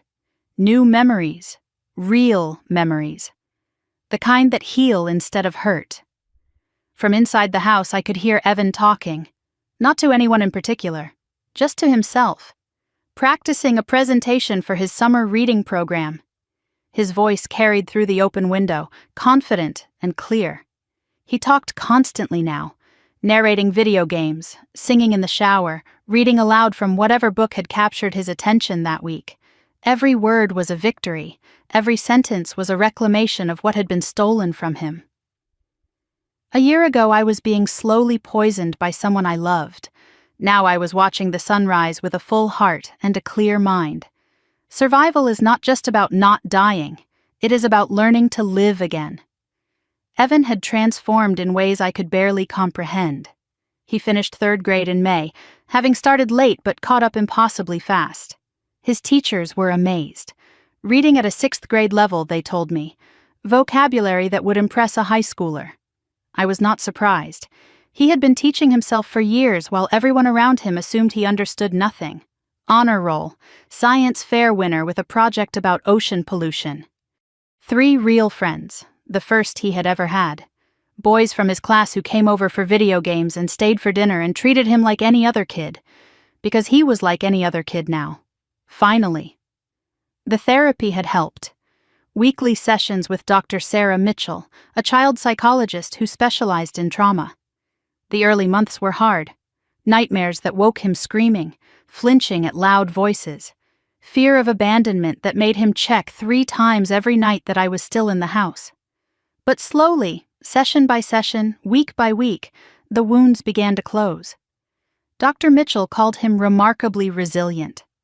Most children with his history struggle for years, she told me. Evan is already thriving. He still had bad days, moments when the old fear crept back, times when he went quiet and I could see him retreating into the silence that had protected him for so long. But those moments were getting rarer. The boy who emerged from them was stronger each time. Last month he told me his career goal. We were eating dinner, just the 2 of us, when he set down his fork and looked at me with those serious blue eyes. "I want to be a lawyer," he said, "a child advocate lawyer. I want to help kids who cannot speak for themselves, like I could not." My heart swelled so much I thought it might burst. He was not defined by his trauma. He was transformed by it. The silent boy who saved my life wanted to spend his life saving others. The subplots of our nightmare had all found their endings. Torres called regularly with updates on my parents' case. The grand jury had indicted Rachel and Daniel for first-degree murder. Both of them. The trial was scheduled for October. Rachel's pharmacy records from before my parents died showed the same pattern as mine. Potassium supplements purchased from multiple stores under different names. The medical examiner had officially reclassified both deaths as homicides. Mom and Dad would have their day in court. 3 years late, but justice was coming. They died thinking both their daughters loved them. At least one of us did. Mrs. Patterson had become family in everything but name. Sunday dinners at her house were tradition now. She told Evan stories about my mother, about the neighborhood 40 years ago, about a world that existed before everything went wrong. Last week she gave Evan a photo album. Pictures of my parents when they were young, my mother in her wedding dress, my father holding me as a baby, a family that had been real even if it ended in tragedy. "Your grandparents were wonderful people," she told him, "and they would have loved you so much." Evan kept the album on his nightstand. Sometimes I heard him talking to the photos at night, telling them about his day, about school, about the life he was finally getting to live. Torres visited monthly now. He brought updates on cases he was working, but mostly he just checked in. Brothers in arms do not disappear when the battle ends. Linda Chen had become our family attorney. She helped set up a trust fund for Evan, funded by the inheritance from my parents that was finally going to someone who deserved it. I had built a support network without realizing it. People who showed up when it mattered. People who stayed when the crisis passed. As for Rachel, I received 1 letter from prison. I did not open it. Some doors are meant to stay closed. Her appeal was denied. 25 years stood. Daniel was serving his time quietly. No contact attempted. They were ghosts now. Memories I was learning to release. On a Saturday in late August, Evan and I drove out to Lake Travis. 30 minutes from Austin, blue water sparkling under the summer sun. We rented a small boat and dropped anchor in a quiet cove, fishing lines dangling over the side. This had become our thing. Fishing. Something neither of us had done before everything happened. We learned together, failed together, laughed at our failures together. Evan chattered the whole time. "Did you know that bass can live up to 20 years? That is older than me times 2, and they have really good hearing. That is why we have to be quiet." Well, relatively quiet. He grinned. He knew he was not quiet. Did not care. Relative quiet from Evan meant only talking every 30 seconds instead of every 5. Then he went still, looked out at the water. His face grew serious. "Aunt Megan? Can I ask you something? Always, buddy. What is on your mind? Do you ever miss her? My mom, I mean. Rachel. I considered the question carefully. He deserved honesty, not comfort. I miss who I thought she was, the sister I believed I had. But that person was not real, Evan. The real Rachel was someone who could hurt people she claimed to love. I do not miss that person. I am still angry at that person. I paused, choosing my next words with care. But I am learning to let the anger go, not for her sake, for mine, and for yours. Evan nodded slowly. I do not miss her. Is that bad? No, buddy, it is honest, and honest is always better than pretending. His fishing line jerked. His eyes went wide. I got something. We worked together to reel it in. A decent-sized bass broke the surface, flopping and fighting. Evan whooped with pure, unburdened joy, the sound of a child who had finally been allowed to be a child. We caught dinner, he announced proudly. We sure did, soldier. We sure did. That evening back home, the fish cleaned and cooked and eaten with ceremony, Evan settled into his summer reading while I sat on the back porch. The same porch as always, full circle. Stars were appearing one by one. Crickets sang their summer songs. Peace, real peace. The kind I had not felt in years. I thought about everything that had happened. 25 years in the army, trained to recognize threats, to identify enemies. But I missed the enemy in my own family, for 35 years. How? Because love is blind, trust is deaf. Family is the perfect disguise for betrayal. If I could go back, what would I do differently? I would listen to my instincts, that sixth sense that knew something was wrong. I would watch behaviors, not just hear words. Actions reveal truth. I would ask questions when things did not add up. Why this tea? Why now? Why so insistent? Most of all, I would listen to the children. Evan saved my life because he was watching when no one else was. He was silent, but he saw everything. He remembered everything.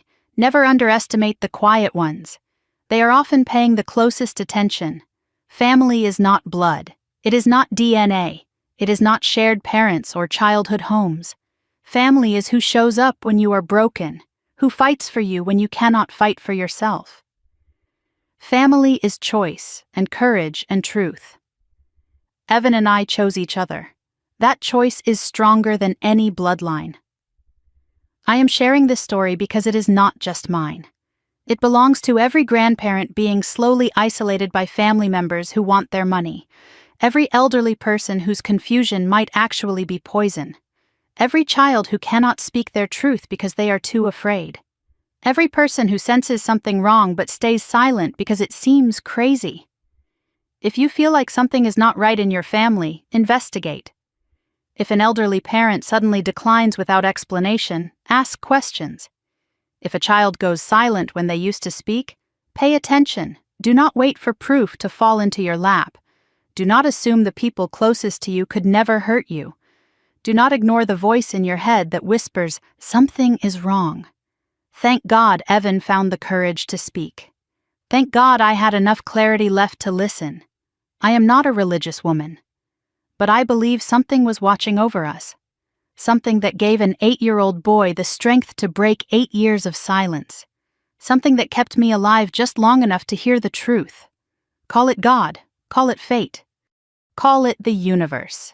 Something wanted justice, and we delivered it. The lesson Evan and I learned is simple. Family is not about DNA. It is about who stands beside you when the battle comes. Blood may connect you by accident, but love and courage connect you by choice. We fought for each other. That made us unbreakable. If you are raising a grandchild, know that you are not alone. If you are protecting an aging parent, stay vigilant. If you are a child trapped in silence, find your voice. Someone will listen. If you are facing betrayal from someone you trusted, you can survive. I am proof. So I have to ask you. Have you ever suspected something was wrong but stayed silent? Have you ever trusted someone who turned out to be dangerous? What would you have done in my situation? Please drop a comment below, share your thoughts, Share your stories. Because sometimes the most important battles are fought inside our own homes. And sometimes hearing someone else's story gives us the courage to face our own. If this story touched your heart, hit that subscribe button. There are more stories like ours. Stories of courage, betrayal, and justice. Stories that might save a life. Maybe even yours. And please, share this video with someone who needs to hear it. A friend, a parent, a neighbor. Anyone who might be facing their own silent battle. You never know whose life you might save just by sharing.